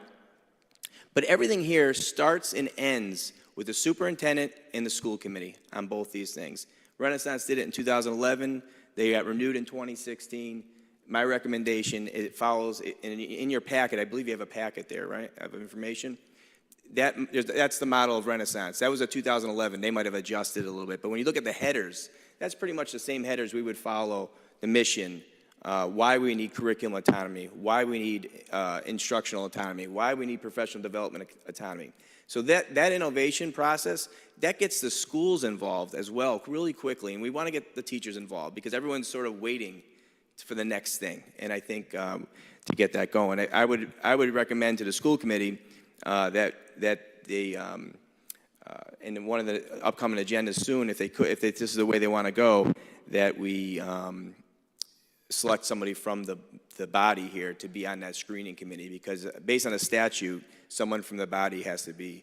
I don't know what your local laws are on it, but the statute says that the body is makes that decision on who's on that screening committee. So that, I'm going to stop there because that's a lot.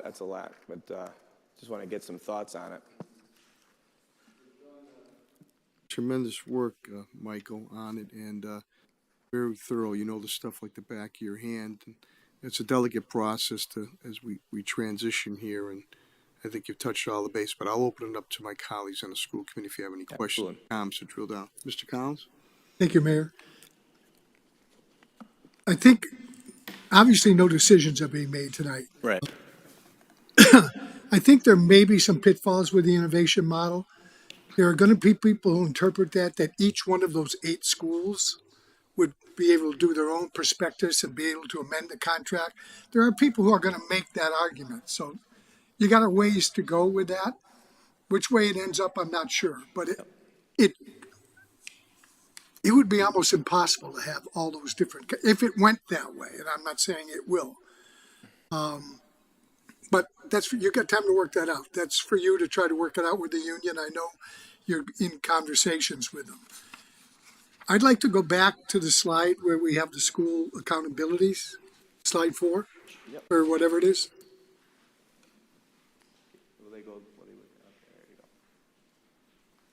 The bar graph. Thank you, Josue. Thank you. You know, we had this conversation when we first heard that the schools were coming back, and that's why Mr. St. Lawrence separated out the data, because it really feels like there's a shell game being pulled on us. When you take schools that are operating independently but happen to share the same building, and you lump all their scores together to get to a threshold, the empowerment zone, I mean, Commerce is in the 3rd percentile, Rise is in the 3rd percentile, Aspire could be much better. We just don't have enough data. Right. Aspire. The whole reason for the empowerment zone is they could give all kinds of autonomies, which we're going to try to duplicate, obviously. And they also get a lot of foundation money. They can pour extra funds into these schools. To me, it feels like they weren't able to get it done. So let's pass them on. Let's give them back to the system. And I can see in a couple of years them come after us saying, you didn't make this work. You know, that these schools are below the 10th percentile. Now, I don't anticipate, and I know the committee, there were other members of the committee back when we saw this said, wait a minute, these schools are not really where they should be in order to be passed on. And I think that's something we're going to have to discuss in greater detail, whether we should push back at DESE and say, wait a minute, let's look at they wouldn't let us put Lincoln and Brightwood together because they're in one building and put their scores together. They wouldn't let us put Swan and DeBerry together and count their scores. They would never allow that. Right. But here they're taking 4 schools, homogenizing it and say, oh yeah, we're over the mark. They're not over the mark. Yeah. And with all the authority and all the extra money they had, they've gotten to the 3rd percentile. They should keep it and they should keep trying. They shouldn't be sending it back to the system, which is tight on funds, and we're not going to get any extra funds.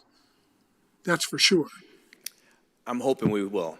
So I don't disagree with any of your points you're making. I agree with you. I think there was a little bit of a different way of handling commerce that might have been something that we wouldn't have done. You know, the SBS wouldn't have done. But I think when it comes to fun, I also want to go back on innovation again, just on that one piece, because the prospectus piece, that there'd be different prospectus, there would be one. We would have a framework that schools would work within, just and follow that Renaissance plan. I just want to go back and circle that. I've been meeting with the SEA on that piece, just to get some agreement before it gets to screening, just to give them some pieces. So hopefully that won't be a mess. That'll be something clean. As far as commerce, the way they went about doing it, I mean, the committee will make the decision on what they want to do. I'm eager to get it back, quite honestly, because I think I would love to try to work with Springfield Public Schools District in some innovative principles to really rethink that building.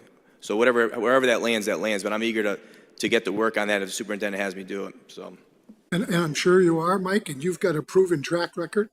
And I'm sure you've got a lot to show to whomever stays in those schools. Mr. Collins, if I may just respond. Sure. Yeah, thank you, sir. So I shared your concerns because they were my concerns as well.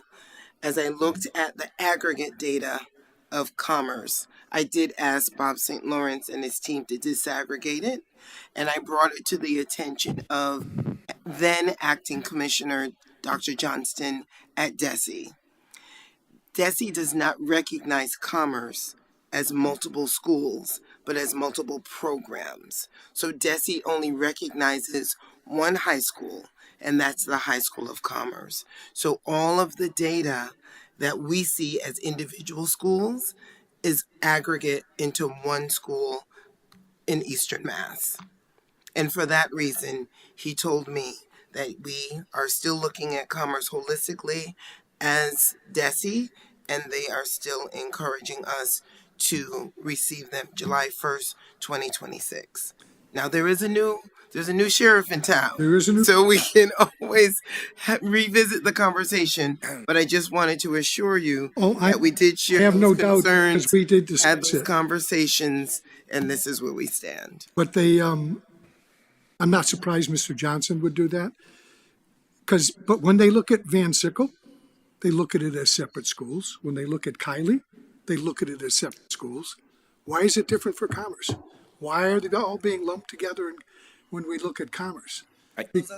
Those other schools have school numbers. Commerce still just has one school number. But that was DESE's decision not to give them separate numbers. Just like they gave separate number, but in the others where we have multiple schools, they gave them separate numbers. That's why I feel like there's a con game being pulled on us. And I'm not arguing with you. I'm just I understand. opinion. Yep. And it's not the first time that DESE did that. And I know you're hopeful for more money. Don't hold your breath. Yeah, I know. My mother tells me that all the time. I still put the lottery, though. You've seen the state budget. You've heard of the federal budget. We're not getting any extra money. That's for sure. Well, I do want to say one thing about the money, though. And I'm an advocate of innovation, clearly. You know that, So what's good about the innovation status is that we could go out and solicit donors. When you look at the work that's going on with early college, just that alone is going to attract donors, not just statewide, nationwide. And I really believe that, there could be some money coming if we do something. This would be innovative, doing this, 8 schools and innovation schools, and it would really bring an opportunity to bring funding in. If we haven't had in the past, well, I guess the benchmark's pretty low. If we don't get it, then we never got it. But I think we got an opportunity to get some money. And actually, I have a few meetings set up to look at that with some donors now. So I'm hopeful that maybe we can get something going. And I wish you well, and I hope it works.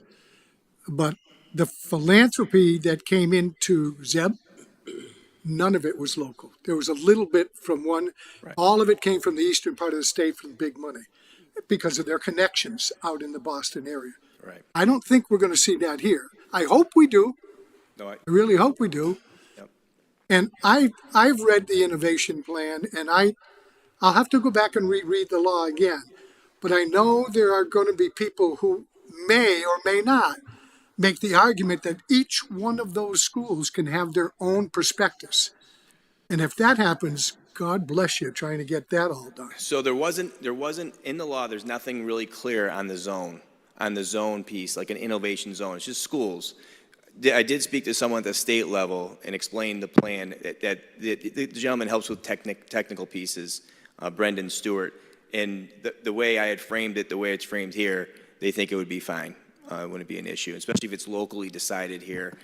Is because you're going to, the screening committee will see the prospectus and make that decision. And they're, obviously look at the law and be comfortable with it, but that piece alone, that you looked at it locally, made a decision under the guidance of that law, would be enough to like any questions that come up, because no one's done it. No one's done it like this in the state of Massachusetts. You would be another first. Just so you know, Right. there's time. And- My other thing I would just say on it, I'm just eager to get the screening committee going. The final decision always comes back to the school committee. So like, even if we moved forward with this at some point, like I would say sooner than later, we can still, discuss subcommittee at ad hoc at whatever it would be. And then the decision goes to you. And if we don't land there, we don't land there. But at least we get that process going. Doesn't mean we're still working on the MOU with the union. So that would be good too. That's all. The reason the innovation, it's gray, is it was designed for single schools. Right. And so the law, all the language in the law is designed around a school. I don't know who you spoke to from the state who thinks they may say okay to it, but you know how lawyers make their living. Right. You're going to get, the MTA, if you have a stumbling block and they don't get everything they think they want, they're going to send all their legal teams in and say, no, each school's got to have its own.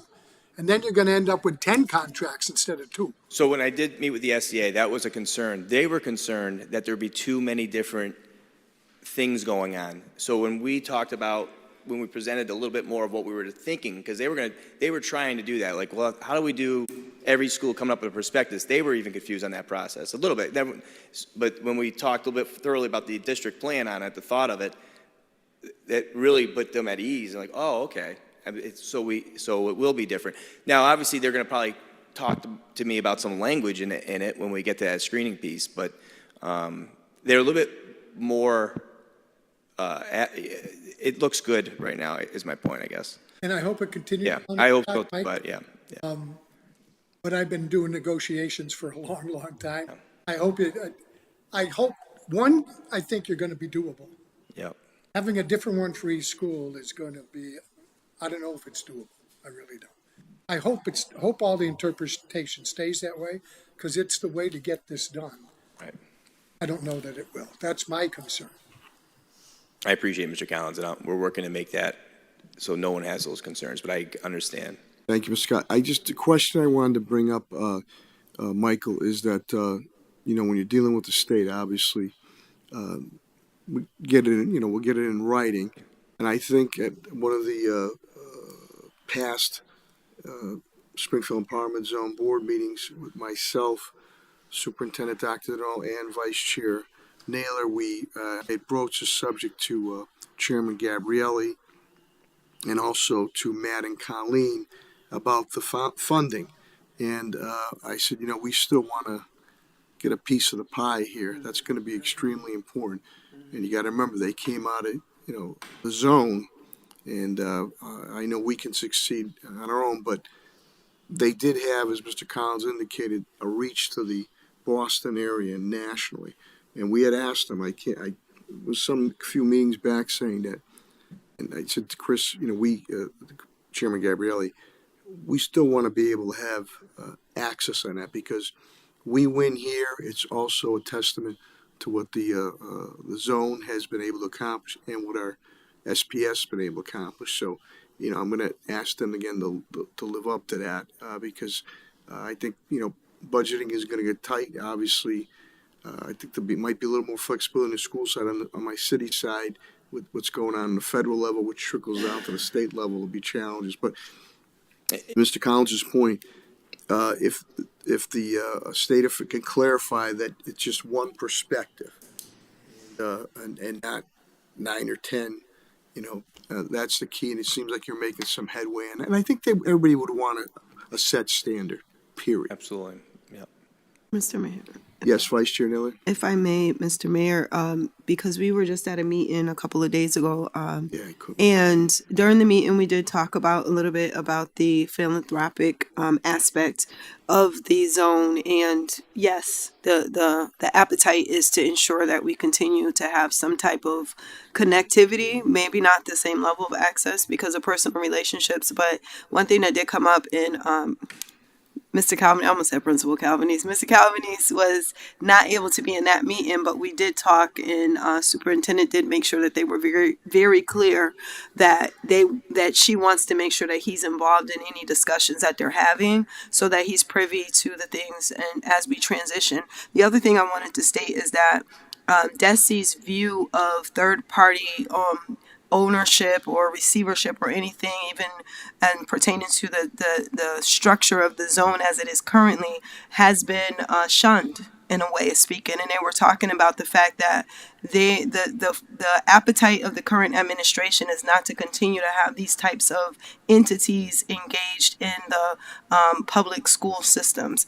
And so, although we do feel very strongly and rightfully so that some of these numbers indicate that we should not have these schools back, the likelihood of us making that argument is probably not going to be effective, just because the thought process right now is they want these schools with the public school districts. And so I think knowing that as we forge ahead, this is the expectation. I'm super excited to have Mr. Calvinese at the helm. I think the work that you've done, and I've told you this throughout the years, you were one of the educators that we first honored at Parent Villages the first year of our Education Matters, because of the work that you've always done silently and not looking for recognition. And so I know that you have what it takes to lead this effort, and I'm very, very confident with the resources and the folks that you know that we can figure out how to come out of this on the other side and do what's best for our kids. So thank you. I thank you for Ms. Naylor, for your support you've given Duggan over the years, and really appreciate it. Mr. Chairman. Wonderful. Thank you, Mr. Chairman, and thank you, Mr. Calvinese, for the presentation. Greatly do appreciate it, and I appreciate your optimism as well as it relates to this data that's been separated out in terms of what could be done. I think one of the things that is missing from this evening's conversation is that the High School of Commerce, whether it's diced up or split as it's presented here, or altogether as an aggregate, as the Commonwealth wants to view it, this is not a new problem. The performance of this high school, I would dare to say, if my memory serves me correct, this has been a problem since I've been a student. I came out about a decade ago from Springfield Public Schools. So having said that, I think there's a couple things, right? One, we can talk about forward thinking, the transition, but two, I'd like to understand from you as a practitioner, having worked in the zone, doing some turnaround work, what is happening here in the High School of Commerce from a systemic level. When I hear you say that 55% of the student body is IEP, is that the only school in Springfield that has such a high rate of IEPs in a single building, setting apart the alternative schools? Is that correct? I would believe so. I mean, 55%. The typical number you would see is, I would say 28, 30%. 55 is very high. And just last week alone, the principal, talking to Amanda Gothier, she's like, Mike, I got 5 new students all on IEPs. Yeah. So when you don't have a wait list, and you're going to get kids coming from all different directions, out of district, coming in, and you're the first place they go. And that's one of the problems, because you don't have a wait list. So when like Duggan, when we started, and Duggan's an example that I can talk to, when we had a middle school, like, think of how hard this is. We had a middle school, we built trust with families, great kids, great families. When we started the 9th grade, nobody wanted to stay with us. I'm going to Commerce, I'm going to Putnam. Typically, right? And that's something we got to build on, obviously. But it was so hard. It took 5 years just to get half our kids to want to stay with us. But maybe even longer than that, like, I think 7 years to do it. So, and that's with a pipeline of kids, because we have 180 kids, and all we needed was 90 for the high school. So think of Commerce, when you have that struggle of, like you said, 10 years you've been out of school, and it's been a struggle then. So that reputation, even though it had a great reputation back when Mayor Sarno was there, and I don't know, Mr. Collins was there at that school, but as a business school, that was a long time ago, but had a great reputation. So it lost that tradition. We got to somehow bring it back, and that's the thing. So that's one of the challenges.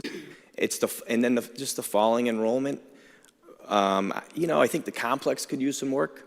Quite honestly, when you look at Putnam, I was in there first time in Putnam. I'm like, wow, what? No wonder why it's so hard. Yeah, but so it's a lot of little things, but it's systemically a problem. Yeah, because what I'm looking at is the enrollment, the students that are being sent there, and when I've talked to members in the public in my constituency, when their child is enrolled at the High School of Commerce, they've said to me, Josiah, Mr. Gonzalez, I don't want my child there. That's a dumping ground school. That is the notion that is out there. And then when we look at the amount of children on IEPs there, so my hesitance around this plan, in addition to the present data and moving forward, is what we know historically from looking at this school.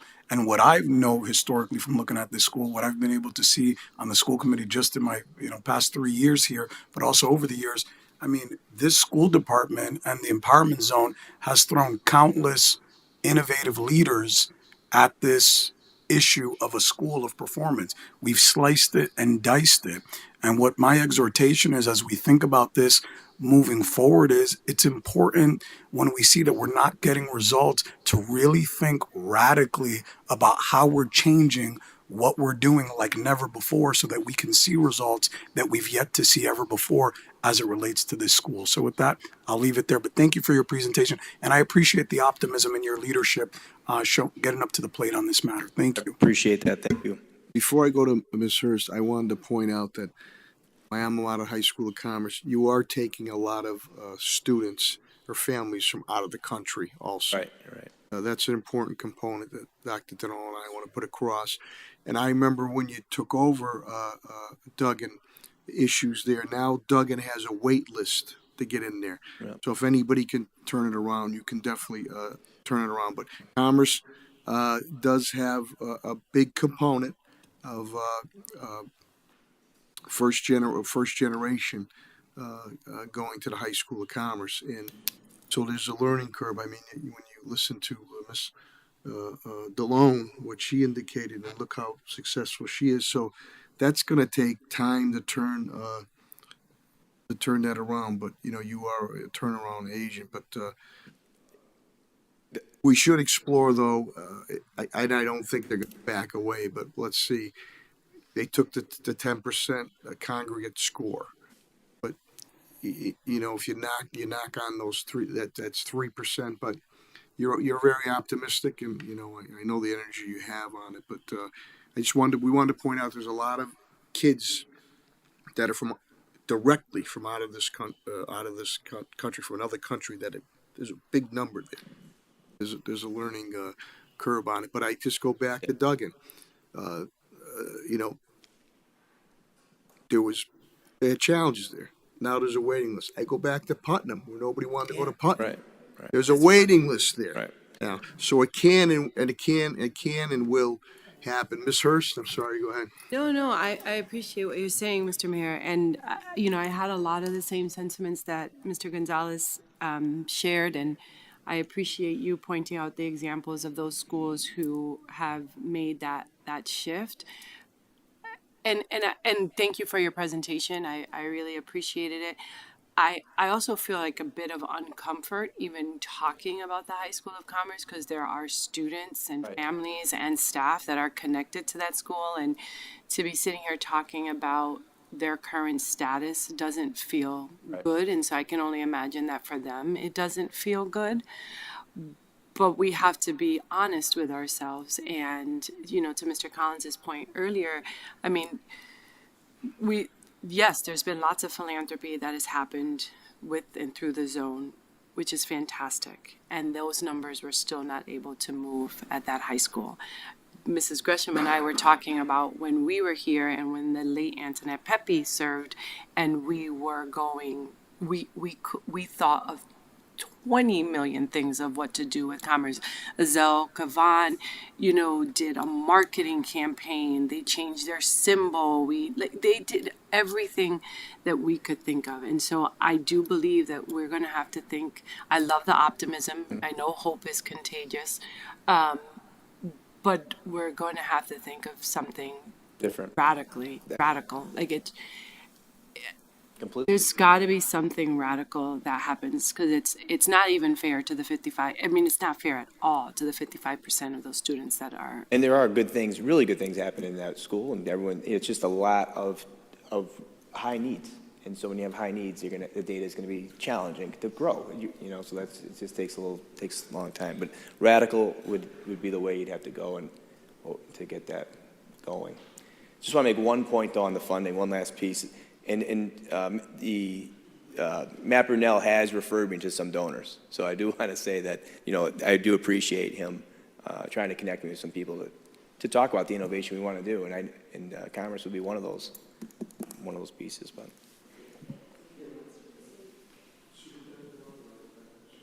I just really wanted to clarify the special education numbers. Right. So 55% is higher than the district. However, it's not reflective of necessarily reflective of our assignment process.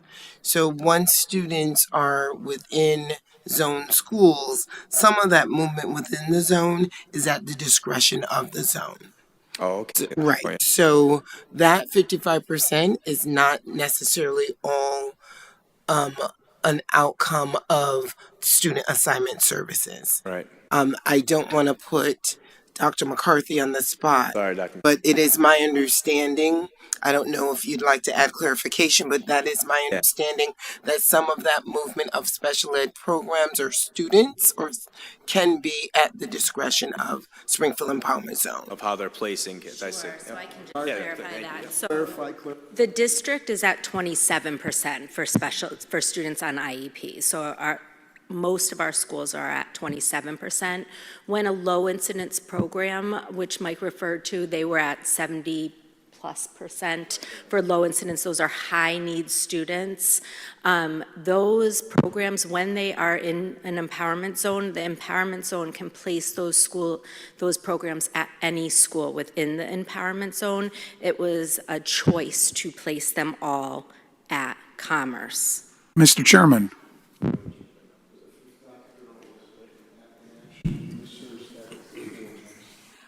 I was just going to say to the point that Mr. Collins made earlier about much of the money coming from the eastern part of the state.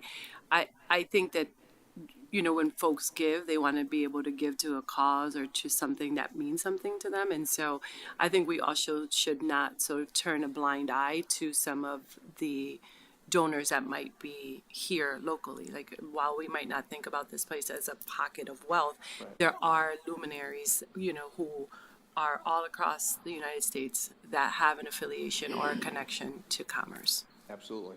Absolutely. That's a good point. Thank you so much, Mr. Chairman. I just wanted to highlight what Dr. McCarthy, what you had said, because it was, going to the point that I was making earlier.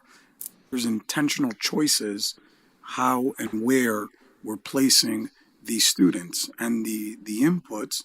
If you have that concentration of students with needs, are going to reflect the outputs to some of the points you were making, Mr. Calvanese, in terms of data. So again, I think a part of that evaluation process, be it this innovation school or whatever this body decides to do moving forward, it really has to look at that piece as well in terms of what matriculation and what placement looks like. And I also remember, just to bring on to remembrance to my colleagues in the body, I don't know if it was a year ago that we received a presentation in terms of where enrollment was going to go moving forward year over year. I think we had like 5 or 10 year projections. And based on that data, and folks can correct me if I'm wrong, it looks like we're not going to have such a need for so many high schools in the city of Springfield.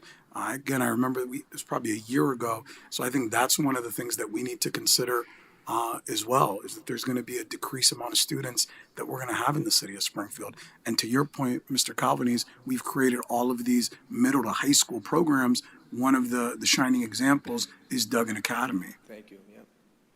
I would, and I don't want to get too much. That's enough for me today. I don't want to say too much, but I just, Duggan's a good, I will say, Duggan's a good example. I think 6 to 12 is a good example.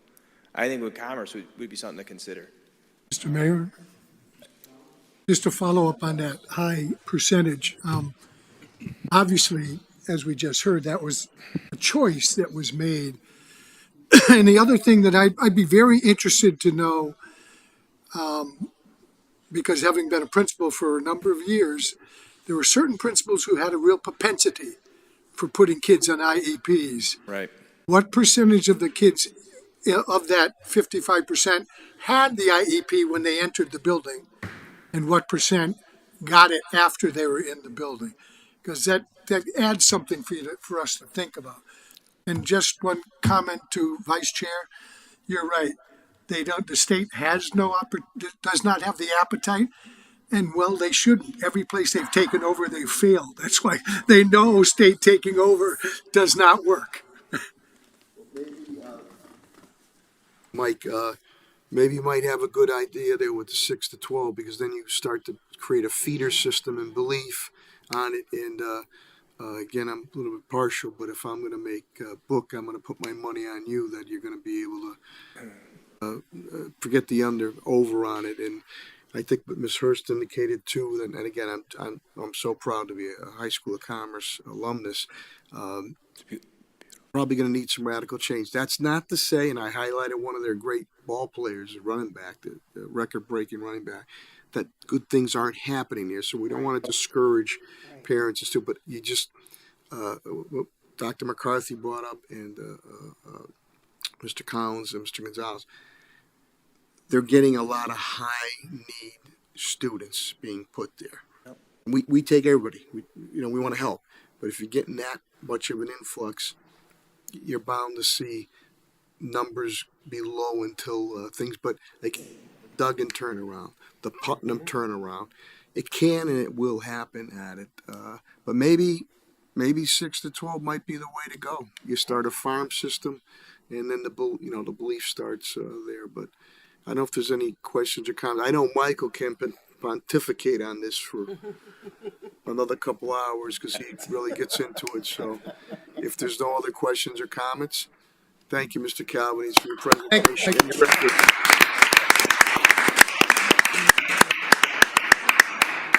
Okay.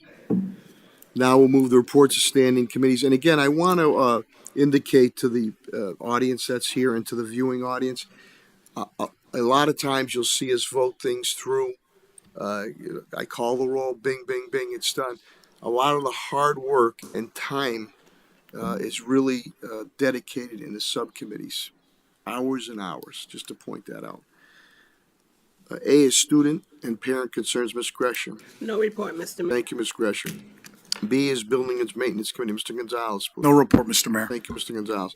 C is Legislative and Contracts Committee, Vice Chair Naylor, please. Yes, Mr. Mayor, we had a very extensive meeting this afternoon on legislative and contracts. There were a couple of items that we did bring forth on the agenda that were voted on, but we do have some items that we had to table and we'll be going back for further review, which the attorneys are very aware of and will be focused on providing us with some updated language. We did have a request from Attorney Murphy to look at the Pledge of Allegiance and ensuring that our students all have an opportunity to participate in the Pledge of Allegiance. And so we were presented with some policies that other districts have, and pretty much as a consensus agreed that we want to give all the students an opportunity. So our attorney is going to be drafting up some language based on the policies that we saw. Something that will allow them an opportunity, again, to be able to participate in the Pledge of Allegiance at all of our schools. And last but not least, we discussed protocols for a fill-in for our clerk. As we know, when we transitioned and restructured, I guess, the position, we did not anticipate somebody to fill in if he's not here. So we need to make sure that that happens. It has been happening organically, but with the will of the clerk and also our HR and our superintendent, we wanted to make sure that there was a protocol in place so that someone can be ready in the event that he's not available. And so thankful for that planning. There were some recommendations, and of course, that's under the purview of the superintendent, so we did not need to vote on that, but we did weigh in and provide some comment. Thank you, Ms. Vice Chair Naylor. Any questions or comments on her presentation? Mayor, could I just Yes, Attorney Murphy. want to thank Vice Chair Mallor for bringing this up so promptly, and I really appreciate the attorneys, Mr. Keefe and Mr. St. Laurent, and I don't know if you guys noticed, but there was an article in the paper today. In fact, our student rep was quoted quite a bit, and so and also Trini, I think you sent us something by email where there was another. That was in the. So I just appreciate us addressing that, and I do think that every child in the school district should have an opportunity to say the Pledge of Allegiance, and I really appreciate you bringing that up, Ms. Naylor, and thank you for all your help. Attorney Murphy, I'm glad you, because that we've all done that for years, out of our country, and being say the Pledge of Allegiance, and to find out that some do it, some don't do it. The opportunities that arise here in the United States of America, and that's important to the Pledge of Allegiance and patriotic. So thank you for bringing that. Thank you, Mayor. Okay, D is Curriculums Programs Committee, Ms. Hurst, please. No report at this time. Thank you. E is Budget and Finance Committee, Vice Chair Naylor. Yes, Mr. Mayor, we did have as I said earlier, an extensive meeting. It was a joint meeting. And so during Budget and Finance, most of the items have been already addressed in the agenda. However, we will be bringing back a couple of things to further discuss, and the attorneys have some understanding of how to put some things into context for us for review and vote at a further meeting. In a meeting down the road. And also we did talk about the issue with the elevator at SciTech. That was something that we all have received a lot of emails about and inquiries, and Working on that. there's a lot of work happening on that, as you state, Mr. Mayor. And so we were able to provide a very thorough update to the public as to what has happened thus far, what the plans are, but also the reality that we have to replace those elevators, and it is not a very seamless or quick process for replacing elevators. And so we did discuss what some of those plans are to make sure that students and staff are being supported throughout this process. And now that we've had the meeting, Dr. Denal will be ensuring that communication is made to staff and to families as to what those procedures will be as we continue to move forward. Thank you, Vice Chair Naylor. And the word of the night is extensive on these meetings here. Any questions or comments on Vice Chair Naylor's report? Hearing none, we'll move now to F, Vocational Education Committee. Mr. Gonzalez, please. Yes, thank you, Mr. Mayor. We did have to reschedule our meeting just for the full body's knowledge. DESE did release guidance on the career technical education admission regulations. We do have a November 1 deadline, so I'm looking forward to working with the clerk here to get that scheduled. So I would ask people if they can make themselves available so that way we can meet this deadline as a body. That'd be great. Thank you. Thank you, Mr. Gonzalez. Any questions or comments on Mr. Gonzalez's report? Hearing none. G is Technology Committee. Mr. Collins, please. Thank you. H is the School Safety Committee. Ms. Gresham, please. No report, Mr. Thank you, Ms. Gresham. I is Diversity, Equity, Inclusion. Ms. Hurst, please. No report at this time. Thank you very much. Dun, dun, dun, dun, dun, dun. The report of our student representative, Ms. DeLone, our junior, Thank you, Mr. Putnam Vocational Technical Academy. Put your hands together for her. Okay.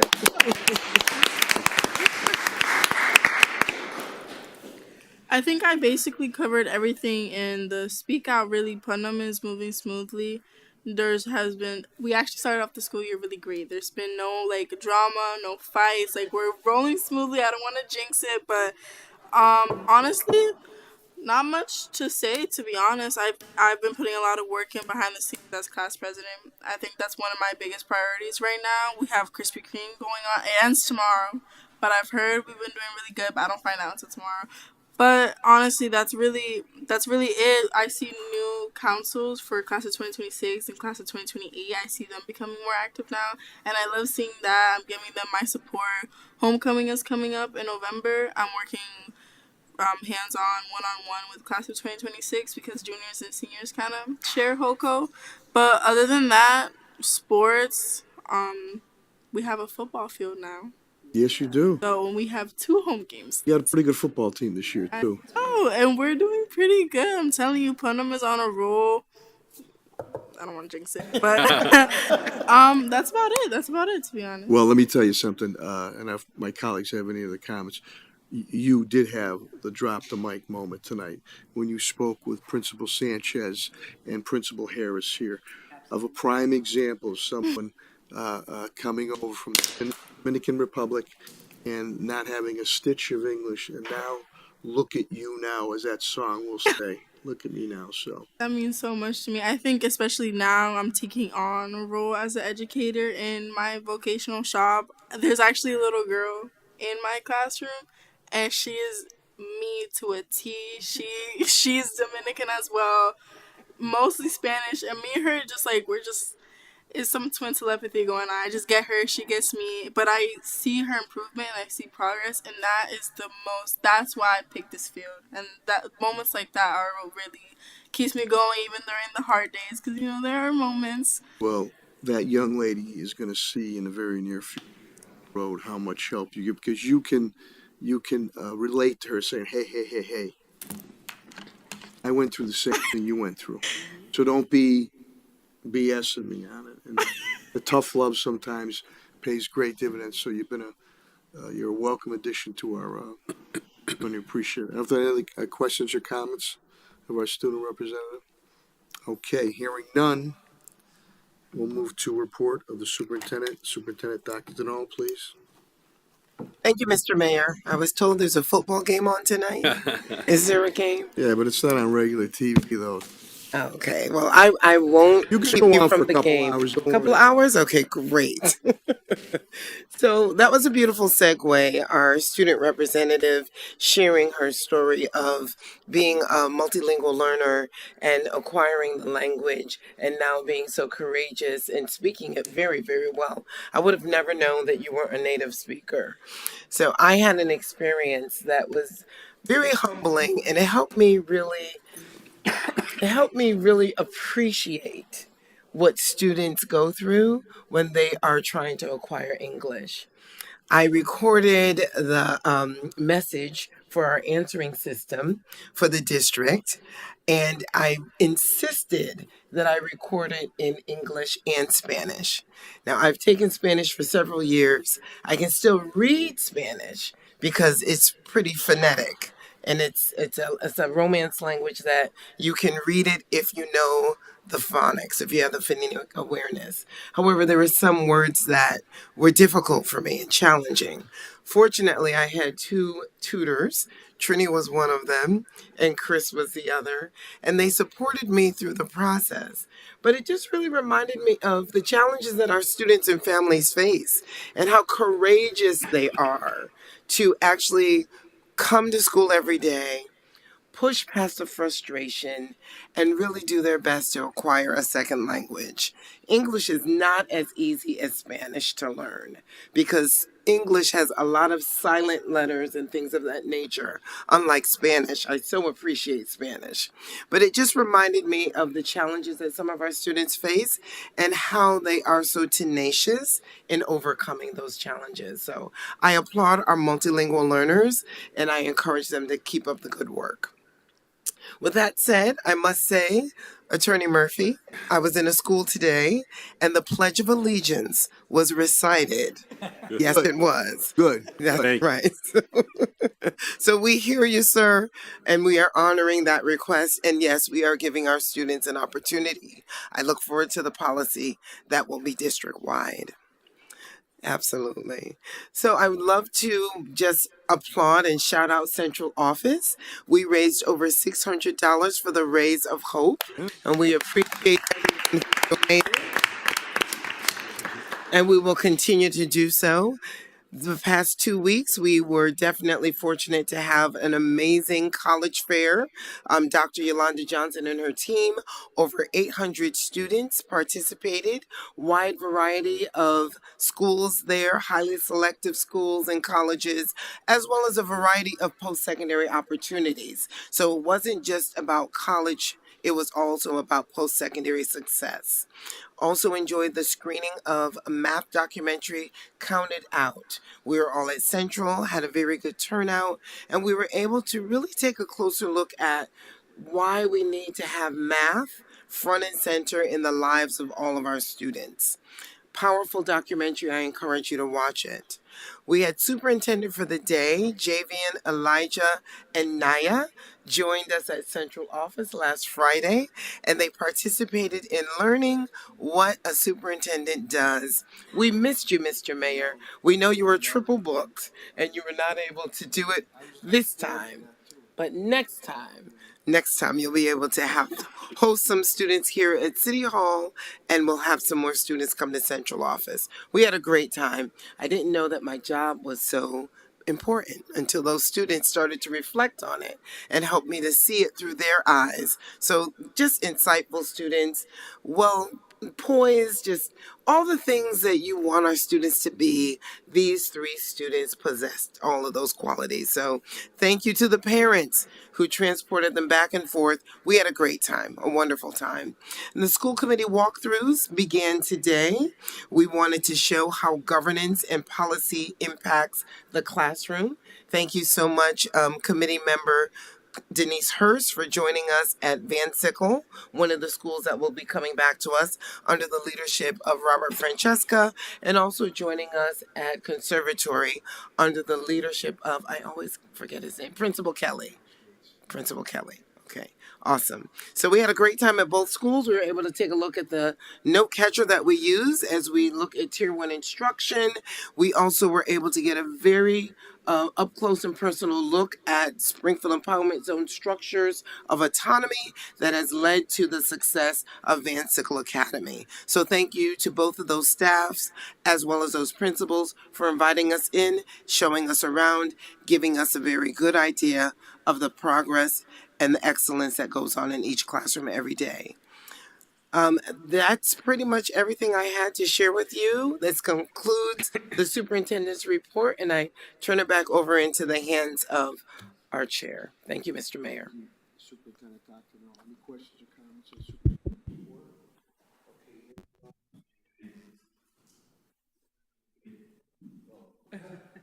I thought that was like the voice of God. Yeah, I